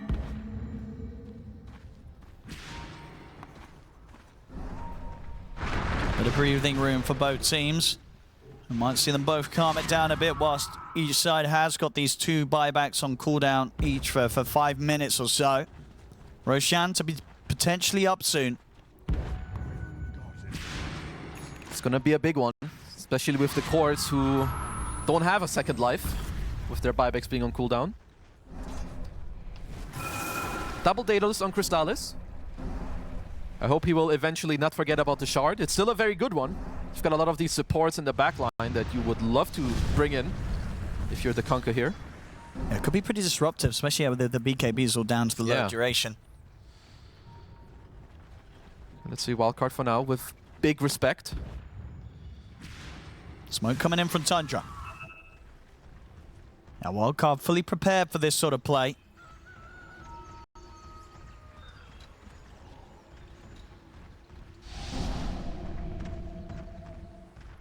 That's all pretty much down to if Saxa can get one of these tossbacks, and he has been getting quite a few good ones. That's the sort of best way to try and start the fight. Might be looking for a base ward. Saxa, does he find an angle for a tossback? Wildcard know about this ward, they see it. They're smoked up as well. They're going to see Saxa now, and they make the jump straight away onto him. Get the dags out of the bow for the Yamson. He's onto the backlines again. Makes the jump straight over to Whitemon. Whitemon's gone. They'll look to 33, but 33 gets the ghost out. The BKB's coming to an end for Yamson as speed. As Wildcard back up. Quick kill on a Whitemon. They force out that buyback. I mean, a few times now, they keep finding the backlines. I mean, Yamson's been doing a great job with these jumps. If Whitemon's got to be even more careful. Yeah, he cannot get caught like that. I really like the play from Wildcard because they saw the ward being placed under the gate. They baited the TP in with the Tinker, knowing that Saxa would be right on top, and then they just get a quick little kill. See, BZM trying to be annoying. It's half the racks down, my friends, so make sure you kill the Forges. And they'll be able to clean it up. What sort of big stuff have we got coming next? We've got Swift Blink on the shopping list for Yamson before he starts buying some more Aghanim's for the rest of the team. 7k gold here on BZM, so very close to being able to eat that Ags himself. Treat himself to the next item. I wouldn't mind if you even pop over an Aghanim Scepter to speed soon. Like, you could allow your Tinker to kind of turn into a core. Sure. Like, he's got a BKB, sure. Like, yeah, Tinker Ags and late game. He's going to get the spells off. Yeah. Level 25 talent with the laser, too. BZM is dancing around with them, but the grip's there. I mean, he's dead. Just see you later. He was sort of poking around in this area for quite some time. They weren't going to have any of that. That's a dead BZM. Yeah, that's a Blink Aetherlens with the magnifying monocle on Bignum, so very easy catch for him. Yeah, being a little too cheeky there, BZM. Yeah, Gets punished. I like what they're doing. A lot of the maybe hidden scaling from the Tinker. Can buy his own Ags, then of course get the money back once more from Yamson. Yeah, I imagine will be the play. Yeah, is that what the Swift Link coming out a point booster on him, or? Oh no, yeah, he's just actually getting them that Ag straight up. Okay. So let's see, because Roche is out and about. Might just be free. I think so, right? But BZM, I don't think he wants to buy back to contest the Roche. He might want to. I mean, maybe it depends on what Tundra can show him. Sure, I guess if the fight starts to look good, he will look to join. See who's going to get in first. 33 throws in the silence, clips onto the three of them. They are poking. No buyback yet from BZM. Half duration on the Chemical Rage. Chrysalis will throw in a torrent, doesn't clip onto anyone. Yamson not finding a chance to go with the concoction. They get the setup on a fade. RCY comes in from the side, pushes back Chrysalis with the Sonic Wave, gives Fade the chance to get the BKB off. 33, that's the ghost out from him. Yamson trying to finish the Roche. Fade, he'll pop the primal split, look at control 33. Oh, the wheel gets dropped down, they're looking for the steal. Whitemon jumps in, the Aegis hits the deck. RCY still able to get the pickup on it though. Whitemon tries to get out with the escape pack, but he's trapped in the pit. Whitemon will fall. 33, he'll get the BKB off. Refresher shot still on the floor, as well as the cheese, but the grip's there from Bignum. They're locking down 33. Will finally get put to a stop, but another beautiful angle from RCY with the Sonic Wave. Knocks back Chrysalis and 33. RCY jumps in, finishes off the Death Prophet. They're going to be able to kill BZM as well. Triple kill for RCY. That's 2 diebacks. They've got a lot of time on their menu. That was... Okay, if Whitemon makes space and picks up the Aegis, incredibly clutch play. It was close to a clutch one. That was super high risk, high reward because he has no buyback. Nor does Crystallis. Wildcard just absolutely destroying. I mean, the Aegis did sort of sit on the deck for a second or so. I guess just with so much going on in the midst of the Roche pit, couldn't quite get the pickup after making that move. Hey, the co-op, RCY and Speed, they're just starting to absolutely carry this game. Absolutely. RCY is just getting so much damage out in these fights. Ridiculous numbers being hit here by the co-op. Speed has got 7k gold now too, after being gifted another Axe by Yamson. Well, Tundra are farming Roshan's banners, somehow. They have 3 of them. Not like they're gonna do much. Speed is forcing some creeps forward. And I imagine, well, Yamson, okay, he's going to go back for the Swift Link, but eventually some of these other Ags are going to be pretty nice as well. We're already seeing, Bignum's getting some pretty good grips off. Okay, so you have buyback on all the 3 heroes. Let's see how much they can force out. Saxa, toss back. Get the toss back. Splits there. The buybacks have to start coming out. There's Crystalises. Yamson finishes off the first tier 4. There's the second buyback. BZM. There's still now with fortification. those 2 coming out, Wildcard will respect it. They start to back off. BZM, my friend, careful. So, of course, didn't get any progress when it comes to barracks, but going straight for the tier 4s, they get 1 of them, and they do force out 2 major buybacks. Yeah, big wins here for Wildcard. Refresher shard still in the pit, by the way. Apparently, nobody cares about it. Nobody cares. Wildcard have very good control of this area. The triangle is warded, and also they did get a good high ground ward towards their left side. Or Saxa. You get the toss back, into the Hex, into the Torrent. It's a lot of lockdown. Nightmare, not a Hex. He's going to go down the once. As the Aegis out of it, then jump onto the backline. Jamson, he is straight away on the Chrysalis, but Chrysalis able to get the BKB off. RCY BKB as well. Sonic Wave pushing back the three of them. Saxa will get another toss off, but he surely will follow. The escape pack comes in. Saxa will be saved. He'll live. Tundra lose no one. Speed. 33. He's going to try and finish Speed off, but RCY is here ready to help out. Speed. He will survive. The shields are there. He gets out. 33 now has got a little too deep. Yamson's back in. 33's gone. Now. Oh my goodness. That was very nearly catching another there. Does BZM maybe want to be cheeky? Could he want to look? Oh, Spaghetti-O. This is bad news. Okay, we're back. Well, that happened to the lagged hog? so hard, we lagged back into the game after it being paused. Okay, some breathing room for both teams. Good job that didn't happen in that team fight just then. Oh, that would have been real bad. No, that was, well, I do have my eyes on the mid lane because it's getting hard for Tundra to fight. They do have a triple wave, and of course BZM. He might just TP in and win the game. You've got probably not, but you know. Probably not, but you might be. You might want to think about it. He might be thinking about putting some pressure on. Because team fighting is not easy. You could also do some X-Mark, you TP in, you drop some forges. You need to start being creative here if you're Tundra. Because these team fights, they seem very difficult. Yeah, they do right now. Wildcard, some of the sort of jumps. I mean, honestly, Yams, he's playing these fights so good on the AUG. Yeah, he's getting some really big stuns off. Here we go. Okay. Again. Radiant's top tower has fallen. So we got cooking. Speed gonna go defend.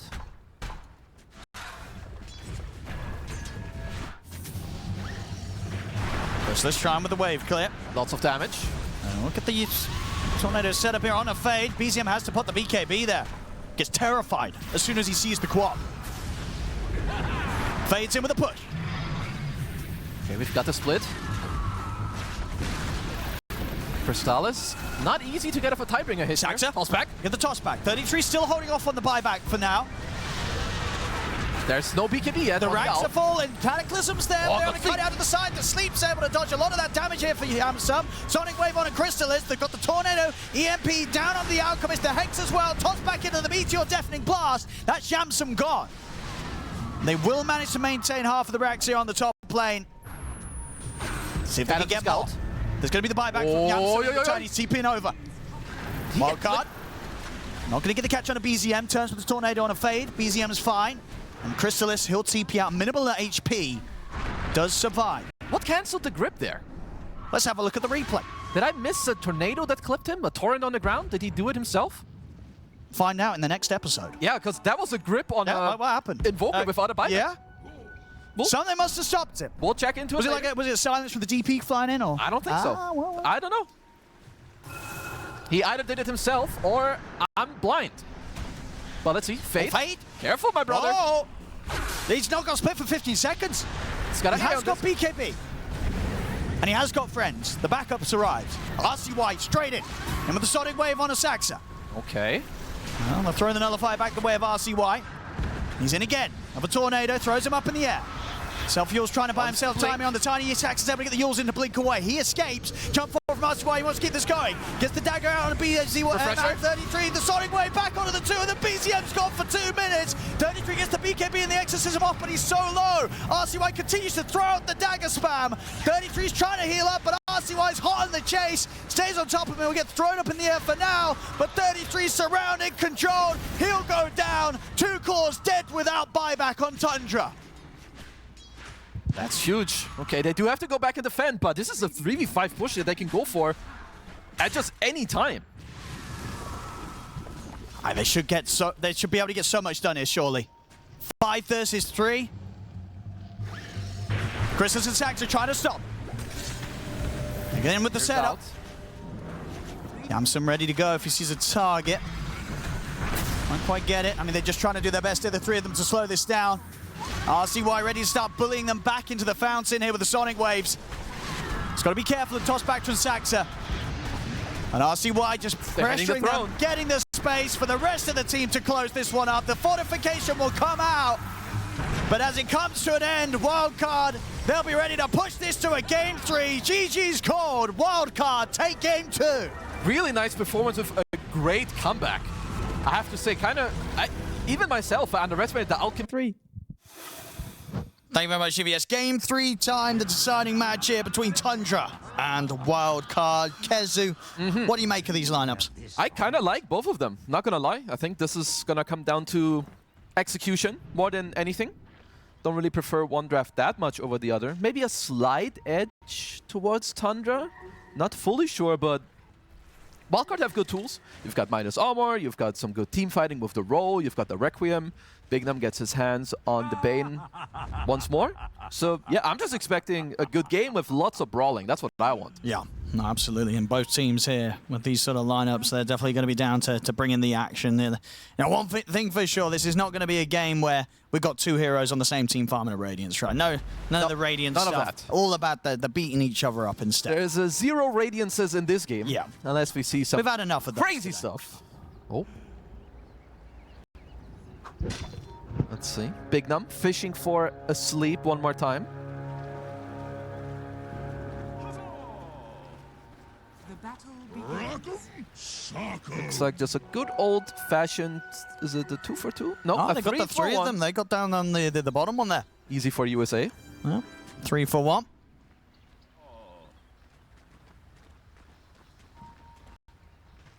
Let's see what we get from the mid, because obviously last game RCY on the Quap had a fantastic one.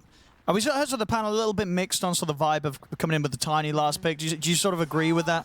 Yeah, I mean, it's just not a very explosive last pick, but as they said, it gives them what they want, or what they need rather. Chrysalis taking quite a bit of pressure pre-laning stage here.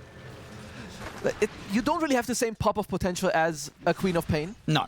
And I will say, these heroes like the Quap, the Storm, and the Puck with 1 or 2 added layers of protection, which BZM does have in the Snowball and the Song, they have looked like very scary heroes.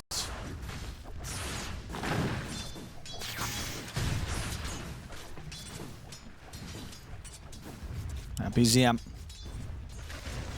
should have a pretty decent time here in the lane. Very unlikely to die, at least against a Tiny, unless we get some support rotations coming in, but even then I think BZM's going to be fine.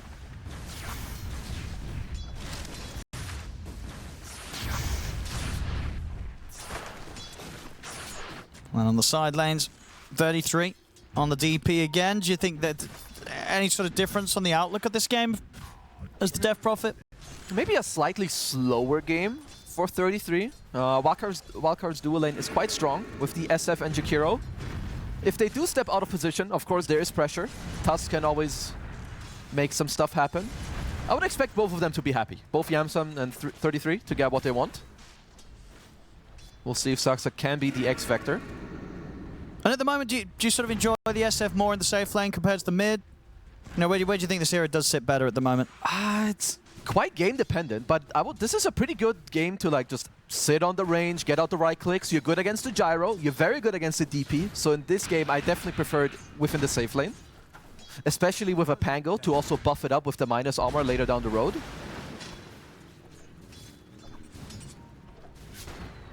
So far on the bottom lane, Fade 10 and 4, Christos 8 and 0.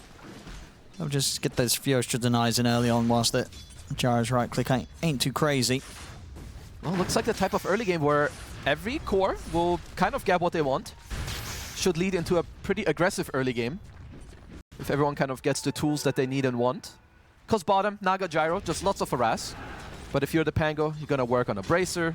Just ferry yourself some more tangles. You should be okay. And where do you reckon we're going to see the kills first? Huh. I'm going to say top. I feel top, right? Yeah. Top. Something's going to happen top. They're either going to, we're going to have Tundra right going in for the kill. Yeah. They don't get it. Then bam, bam, bam, the raises come in. Because bottom, it's just a bit of pressure back and forth, like some flag cannon, you take some deluge, who cares? But top, yeah. You've got the raise combo or Saxa going in with the tag team shards. So this is where I'm going to be keeping my eyes.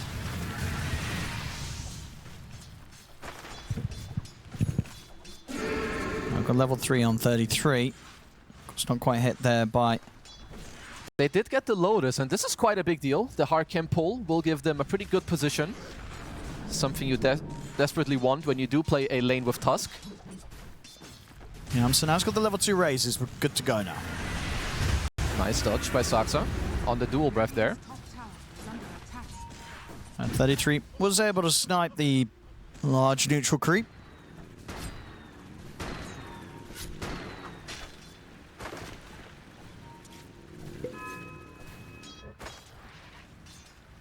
And Bignum ready to sort of stop BZM getting the water rune, but BZM was able to get the pick up before the Nightmare was there. So Bignum not able to stop that. I like the idea. You're just like 1 or 2 seconds late, so that costs you a little bit. BZM still gets the rune and you waste your TP into the mid. Tundra are getting away with some very good CS in both the mid and top lane. BZM couple hundred net worth ahead in the mid. 33 couple hundred ahead of Yamsen on the SF. Now making sure not to give any chances for Yamsen to get any early action with the raises. Tundra playing it safe top. Let's see what Saxa wants to go for here. He did just hit level 3 and he is salving up, so they could be aiming to gear up for a bigger play. Now they are looking at speed. And speed knows, stays close to the tower. Not going to give them the chance to roll in on him. Bottom lane. Just a missile being thrown out. Chrysalis has to still turn his attention over towards the creeps coming in under the tower. Do get the double courier snipe there though, Fade. Taking out the both of them up top. Rolling on a speed. They'll get the first blood. They'll lose Saxa in return, but 33 got what he wanted there. Gets the first blood. It's a good turn play from Wildcard, but I will say that Tundra did a very nice job, like really setting up their play. Now bottom Bignum might be in trouble. There's a missile heading his way. Chrysalis closing in. He's got the level 2 barrage. He's going to try for the TP out. It's fine. It's enough here. Not quite a level where the damage will overwhelm him. Back over in the mid. Rotation's coming in. Saxa's coming in with the backup though. BZM's going to be fine, and BZM's now just going to be able to turn and take out both of them. Saxa coming in clutch there to allow BZM to come out on top of that one big time. I mean, this guy is just a crazy good position for. He first sets up the first blood top, whittles them down, has the stick, fairy fire, everything, gets level 3, sets up the play, respawns, goes mid. Double kill for BZM. And that's an active rune as well. Cannot underestimate all of these things coming out for BZM. Amplify damage with the Soul Ring. Now, Bignum is ready in case BZM gets greedy with this. Ooh. With the avalanche, but just enough mana to break out of the cast range of Bignum before he can get in with the Nightmare. Whitemon is here also, trying to force away Yamsen from the tower. And Saxa's just going to still try and be annoying here, just chasing Yamsen down. Oh, they kept the Siege Creep alive on 1 HP. Even Crystallis is here. I mean, they know that Yamsen's not going to be in any sort of shape to try and farm or push back this wave, so Tundra's going to get away with almost certainly just taking the entire tower here. Yeah, a tier 1 without Exorcism being used. It is quite a big deal. Could even open up for 33 to maybe like walk towards mid for the 8-minute rune with his first Exorcism. Of course, this is a lot of space for Fade down in the bottom lane. I'm not able to get anywhere close, though, to matching the tower pressure. Tier 1 still stands very strong on Tundra's side.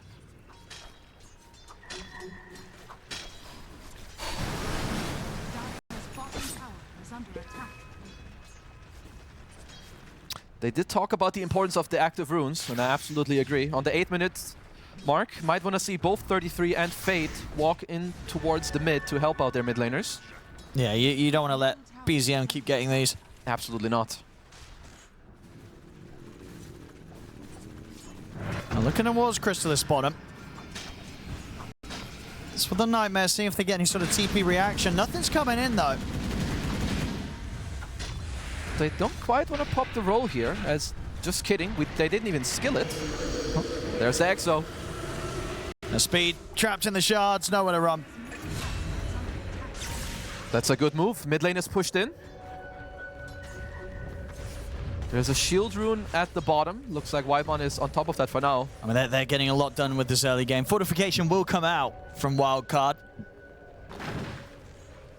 And Another power room for BZM. Yeah, and one thing snowballing into the other. The fact that you get the top tier one without the exo just allows you to go mid now. Now this is quick. This is really bad for the Two towers taken out, 8 minutes in. Very fast gameplay here from Tundra. Losing your mid tier one this early also means it's so hard for RCY to contest any of these next runes. Wildcard trying to get some pressure down in the bottom lane. Radiant's bottom tower is under attack.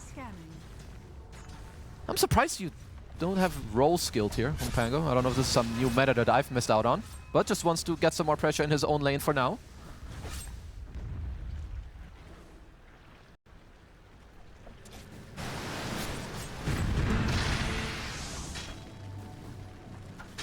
This map state is annoying for Wildcard, because now in the top lane, Tundra are abusing the hard camp to pull it back, and they're just holding their own safe lane tower with the Gyro and the Naga Siren. It's so difficult for Wildcard to get any sort of push going themselves. Definitely have to look towards Fate here on the Pango to bring it back at least a little bit with maybe one of the early rolls.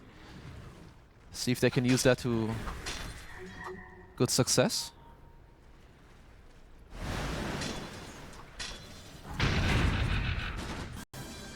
It just doesn't seem like they're able to really do much with the three of them down here. And they can't really set up onto Tundra. Yeah, maybe they're just going to look to stack up a little bit, look to get the ultimates on your two supports, because they are definitely very needed.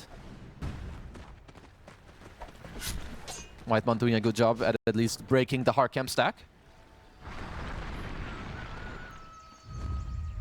Smoke time from Speed and Big Num. Still not easy for them to get a kill. Maybe they can find Saxa, but it's not BZM's by his side. Yeah, it's not the easiest smoke yet. Saxa a little bit of a body. 33 seems to be the target for now. That would be a good catch. You have to remember, Tundra is seeing very little on the map. Let's see if 33 can read this one. I know he's in the trees. Get the setup, and they're not going to mess around. They use the Requiem to make sure he's locked down by the fears. Good combo. That's the best kill on the map they can get, because I don't really see how you kill Storm. Speed does run into Saxa and will probably die. Now, Tundra not going empty-handed. They might even get the catch on RCY. BZM has only got a little mana left to play with. They'll get the toss back. BZM, okay, it's caught in the combo. He'll get out with the last bit of mana. Will live, but at the least, of course, Shamsam there being in the area, it's enough to stop RCY from getting taken out. That's so close to being a kill. Maybe if you're super clutch and you like get off the medium raise while he's mid-air in the toss, but either way, some good pressure onto BZM. RCY still hovering around, but closing the gap on BZM seems pretty much impossible. So BZM will be able to reset, get back to base. He's got the Kaya done. They're slowly getting towards their ultimates on the Wildcard support side.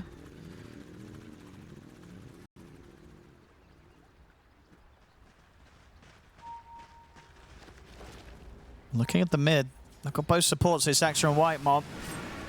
Now get the catch on Big Num. Bringing him back over towards 33. It's a dead Bane. That's a completed Aghanim Scepter on 33 at minute 12. That's yeah, you don't normally see them this fast. Nope. It's not something you see every day. Good aggressive wards from Tundra at the moment. One bottom, one mid, and one at the top. Just straight for Roche here, Tundra. They want to keep playing it super fast this game. Yeah, why not? Your early exorcisms already gave you the tier 1s. It's not like you can take a tier 2. You've got the Ags and the tag team.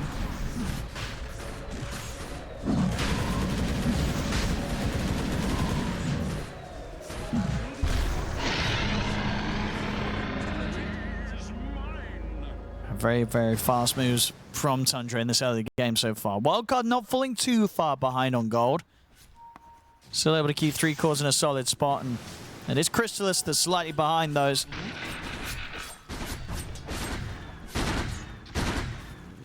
Well, Wildcard, at least they're certainly not stressing, because they are keeping up in the net worth, like you said.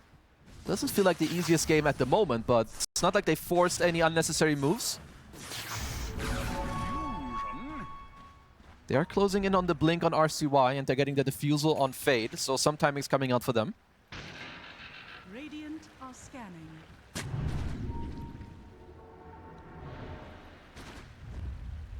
I'm going to try for a smoke here with the ults. Dire's Fiend's bottom Grip tower and the Rolling Thunder here. Blink Dagger is done on RCY, so also can look to get over. Let's be being cheeky, seeing if you can hang it We saw around. him. They know he's it. Oh, Well, speed sees them, but they that's don't true, see yeah. speed. Now Now they see him, yep. They'll have him. Not going to get away with trying for the 14-minute wisdom this time round. Other side of the map, Fade. Oh, actually, Whitemon is able to get the Shrine of Wisdom. He won't get out. Radiant's mid Does die, but at least takes the Shrine away from them. Yeah, Whitemon does get the steal. Status is very low. Oh, they saw him jungling though, right? I mean, Bignum, He's trying, but it's worth a shot. it is daytime, so Maybe- it's not easy. Yeah, it's probably not going to happen. He's sneaking around the trees. So yeah, no, it's Ain't not no way. happening. No, Chrysalis is back to base. One of the next moves, let's see for Wildcard what they're gonna be aiming for here. You've got the defusal, you've got the blink, so you're not weak. BZM is here. BZM trying to set him on a Fade, but Fade's got backup. RCY's in with the Avalanche. BZM, he'll zip to the side. Aegis will get taken out of his hands. They're reaching with the punch up onto RCY, but Speed lays down the back repire, making it a bit awkward for them to chase. BZM still wants to get in there, closes the gap with the zip, but RCY's able to get the toss back into the grip. They've got the kill. They take BZM down. RCY's going to have Avalanche up in a second, but the rocket barrage from Chrysalis will kill him off before he gets the second round of the spells out. Also able to find Bignum, and by the looks of his speed as they dive in under the tier 1 tower. Another kill to be found. So that nice little moves there from Wildcard to get the Storm kill, but they do lose the 3 of them afterwards, and now Tundra, they can push on, take the 3rd and final tier 1 tower 15 minutes in. Yeah, like you said, look good initially, but they do pay the price. Couple of kills plus the tier 1 tower. At least Yamsen did get quite a bit done in the top lane. Some more farm for him. Need to see if they can connect some of these Rolling Thunders into the next fights. 4K lead as they catch Saxa in the mid. Yeah, I'll see what I'll probably go for this. Toss back. Fades here with the extra damage. Saxa can't run from this. Same time up top though. Oh, that was close. Yeah, Whitemon was trying to get the setup and help out there as BZM wants to hunt down Yamsen, but that TP just out in time.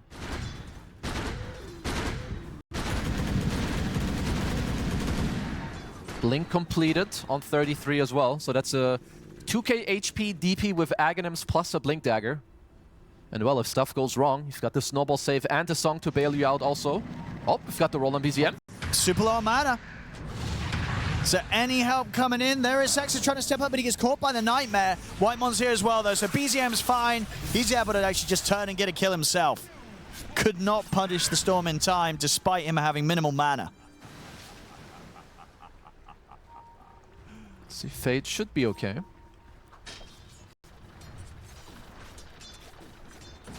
Radiant's mid tower. Tundra. We've got 33 with the Exorcism back online. Level 2 Exorcism as well. Wildcard still have this ward for a little bit more. Let's see if they want to try to do something. They do bring Bignum back here. Does Tundra go for a smoke of their own?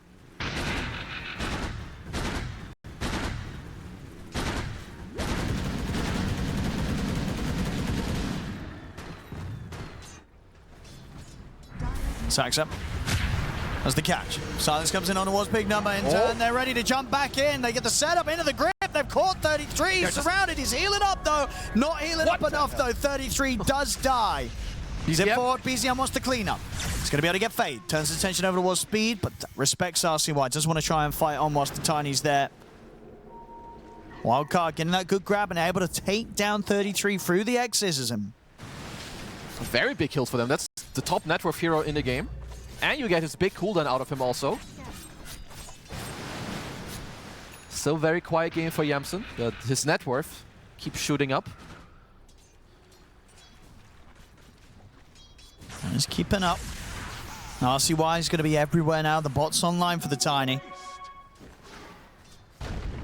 Just doing everything they can to be present on the map and ensure that the CSF continues to get space. Really good spell usage from Speed here. Double Ice Path into the ult. Still, this damage from 33 nearly takes down Fade with it. It was close. Crazy. Yeah.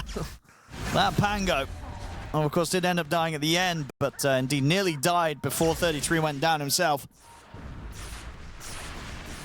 They are racking up a lot of deaths on their supports. BZM with 12 charges on the Galvanize. And Chrysalis is certainly climbing back into the ranks now. With the space that he's managed to find down bottom, very close down the Ags on top of the Chrysalis. And then his farm's going to increase just that much more. They do see Fade on the ward. Oh, they got BZM. Yeah, gets caught, and now under the tower, they still get the jump on a Fade. So Tundra, the find a trade. Good kills, I guess. What, toss back into... Yeah, toss back Requiem, maybe some Ice Path in between. That's bottom tier 2 though. Tundra not going to be phased by the fact they've lost their mid. They're on with a push. Still coming in here fast. It's pre-20 minutes. It's a tier 2 gone. It's continuing to take over so much of the map here. See where Wildcard can go from here. Roche is still dead for a bit. They might be looking at this BKB on Yamsen to then start getting him involved in a game. Tormentor up in a couple of seconds.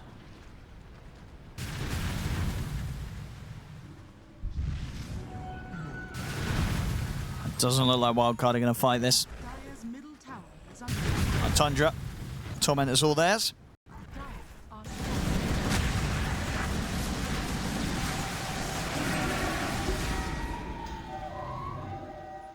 Very nice shard. Some extra healing. 7k lead now. Getting close as well to the timing where they could look for that next Roshan. And imagine, honestly, Wildcard, they're probably at a point where they look to fight the Rosh when I mean, especially if Yamsen's got the BKB. Definitely should be able to. Like, they're going to want to bring the team fight when this BKB is online for Yamsen. Tundra did see the smoke. I mean, at least they pinged them out before the smoke came out, so wouldn't be surprised if Saxa gets to clip this one and blink out. Let's have a look. Big number on RCY. Can they get the jump on? They can. Straight in. Avalanche setup. Saxa will get the snowball off. And with that, he's able to get the blink off. If they got anything else to chase him with. Whoa, whoa, whoa. They're ready for the fight here, Tundra. They go straight in for Big Nums, ready to zip over towards RCY. BZM has got him caught. Double kill for 33 there as Tundra more than happy to fight back as Wildcard try and poke at them. Fade will clean up Whitemon on the other side here with speed as he was looking to try and play around the Shrine of Wisdom. But that team fight, sort of attempted a team fight top, gets completely fallen apart, and Tundra off the back of it, they're able to take themselves yet another tier 2 tower. Yeah, a bit of an overplay. They do nearly get Saxa, but then definitely overstep their welcome. As Whitemon went for the classic, the Whitemon classic where you try to steal. He will pay with his life.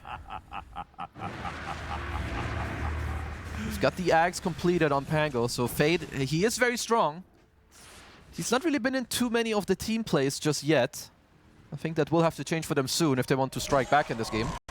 Yeah, almost certainly him and Yamsen are going to get dragged into the action soon. With how much of the map Tundra's taking. I mean, they do have a lot of minus armor between the two of them. If the lucky shot procs with the SF aura in the vicinity, heroes certainly can fall very quickly.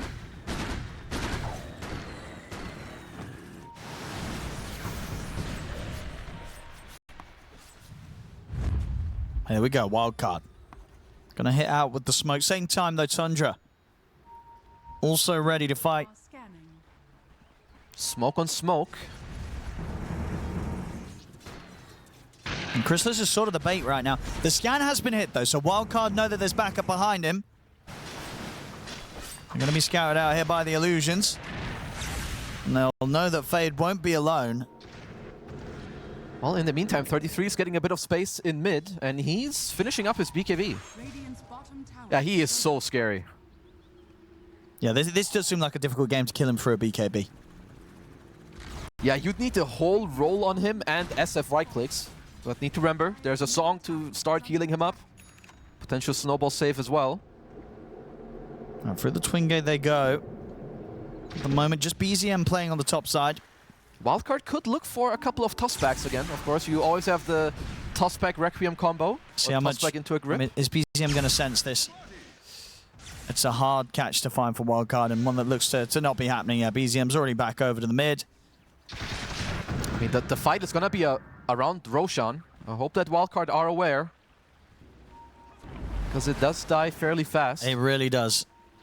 I mean, maybe they feel like with the sort of the song from Whitemon, that sort of strong ability to set up fights around the Roshan, it's just not an area that Wildcard want to go. Maybe, but the Storm Aegis is really troubles. Uh-oh. He's going to get jumped.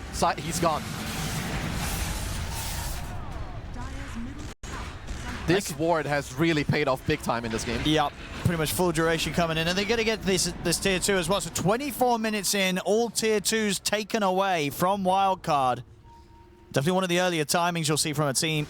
Tundra is completely ruling the map. And now into the Roshan with no Pango up for 25 seconds. They don't have the full team. They're just going to sit back, keep farming. They don't want any part of this Wildcard. Tundra, they're going to get this Aegis. BZM closing in on the top net worth. Will get themselves a BKB plus Aegis.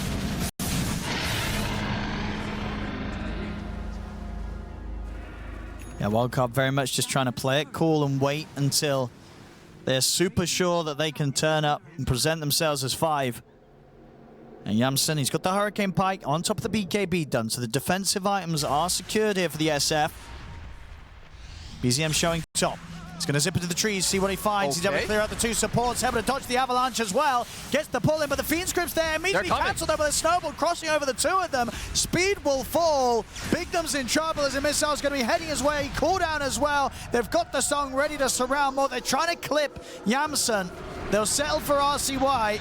As Whitemon's going to move forward, see if he can get any sort of control onto the SF, and he can. Whitemon pushes forward to make sure that they don't just kill off RCY. They have a chance of getting Yamsen, and they will succeed with that chance that Whitemon grants them. Oh, big fight for them as BZM, he just charges in with the illusion runes, some zips, dodges some spells. His entire team comes and backs him up. It's a 4-for-0 trade. It's starting to look like a very difficult game 3 here for Wildcard. I'm surprised Yamsen didn't just straight up pop the BKB and get the hell out of there, as Fade, he might just keep up the feeding spree. Yep, it's called by the silence, can't survive here. Feeling pretty good about this one right now, Tundra. Oh. Quick TP over on the outpost. Wildcard need to come up with a better plan if they want to hold this one. I mean, good start for BZM, right? Yeah, Scouts really out the trees, sees what's going on. They can't catch him. He's zip-zapping all over the place. It's like the type of play where you're up so far, the enemy team doesn't really want to fight you. You go for something crazy, but BZM creates a couple more seconds of space.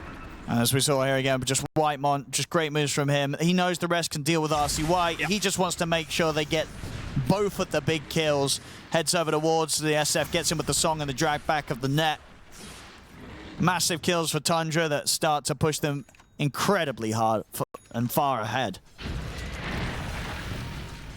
The song also so good with Storm. You top up his mana as well. Let's see Yamsen. Feel like you probably have to go for like a Crystallis into Daedalus on him to try and shoot back. BZM in again. He's in. He's got the catch on a Speed. Glimmers are coming in as well as defensive nightmares, but the shards are down. Speed's trapped.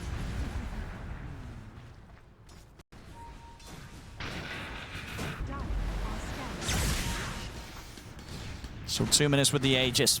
Tundra could get a lot done. Exorcism up in 5 seconds. Song, Siren back online. They've got the ultimates ready to go with Tundra. This next step towards the high ground could be very, very difficult for Wildcard to put a stop to.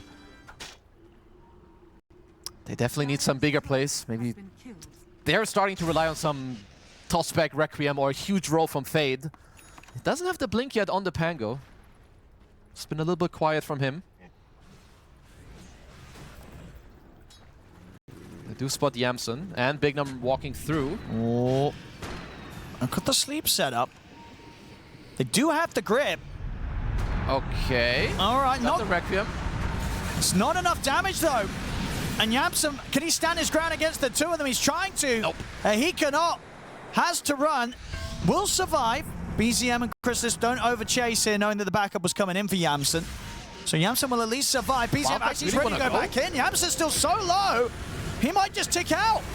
He'll survive on a tiny bit of HP. BZM will try for speed, but the glimmers up. Fades, he's in with the Rolling Thunder, but has to quickly get out of there with the Rolling Thunder as RCY is dead to Crystallis. I mean, they were lucky that Yamsen didn't die there. Yeah, that was a strange decision to turn. They still had the Aegis onto BZM. Easy courier snipe for speed. Luckily, they will only lose RCY. And then they get the EXO out, so maybe a little bit of breathing space, but you don't really have the best map to play with. And next fight, as we see, 33 is pretty much going to have the AC. Warp speed. Surprising BZM here. Yeah, not really. Yeah, not going to... Well, okay, he's able to take the Aegis out of his hands. Was shortly coming to an end anyway, so BZM won't care too much about that. Well, does get a bonus charge on the mana region. Sure, why not? Full AC completed on 33. And this is a big deal. Like all this minus armor we talked about earlier. A lot of counterplay here now in the AC.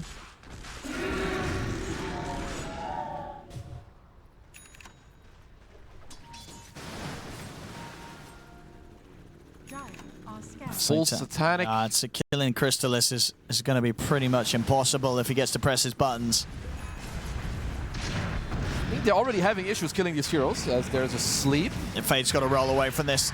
Unless they want to try for the fight, they're going to try and fight off the back of this. They're in with the avalanche, but Sax is able to get the snowball off. Wymon, he's got the song. He's going to catch pretty much the 5 of them. We'll put a stop to it. They're ready to push on for the kills now. Jump over to Big Num. Now look at RCY. BZM pushing on forward with the BKB. But the BKB comes to an end. They get the toss. The Red Grim out. BZM has to play a bit careful. He's ready to try and push the hero to the limits, though, as he goes back in. Helps to kill off Fade. Yamsen's caught in the shards. Crystallis takes him out, gets the double. The tower, though, with the fortification will allow them to strike back at least the gyro. But 4 are dead on Wildcard. Only RCY survives. Oh, BZM with his region rune just cruises through the fight. And they've still got the ghosts. Oh, yeah. They didn't even need those for that last fight. They're ready with the push. You have to give up this Rax. You need at least your Pango, 20 seconds for Fade. I mean, it might even be more than 1 Rax. It could be. See how much Tundra can get here. They should start threatening the mid-Rax also.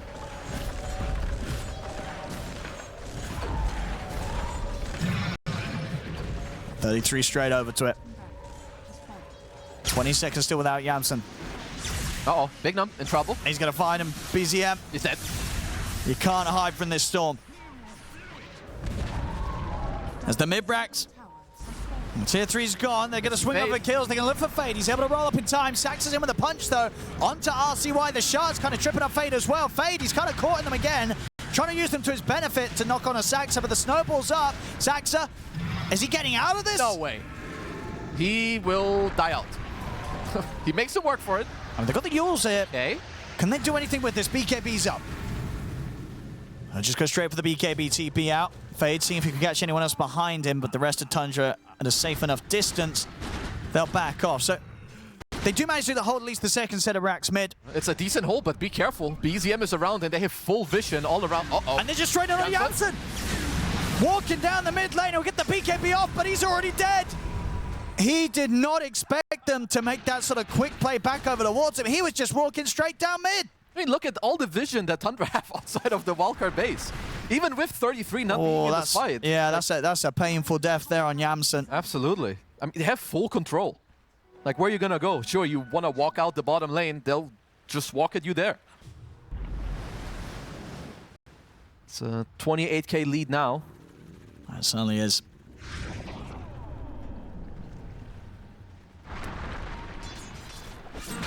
Wildcard. I mean, look at this. BZM's just straight in towards Fade. Fade's able to get the roll-up off. He'll be fine, and that was BZM committing in with the BKB.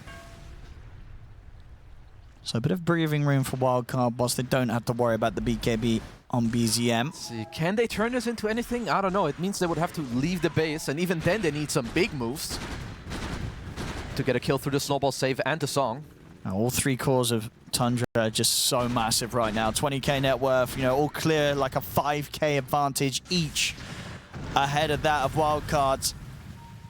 And they're getting very close to Whitemon even catching up to the cause of Wildcard. It's a tough spot for Wildcard to be in, to say the least. They're going for a play. What can they find? If this doesn't go great, this might be their last move. They're looking on the mid wave. Won't find anyone. Down nearly 30k. Can they do something miraculous here? Zaxa sees everyone and breaks the smoke. They're going to look to him first. Yamsen gets clipped by the sun. He's got the BKB. He'll Hurricane Pike himself back. He's trying to beat into 33, but 33 is too tanky. The BKB's out. Yamsen will get the Requiem off. They've got the grip on the 33, but they just don't have the damage to kill this Death Prophet. RCY falls. That's Yamsen gone. Tundra, they're going to get the cleanup. They're going to get the game. They'll get the series. They're moving on. As this was a this is just... This game 3, it was a painful one. That was a painful one for Wildcard. We saw excellent stuff from them in game 2 and from a lot of other games that they've had here at this tournament, but this game 3...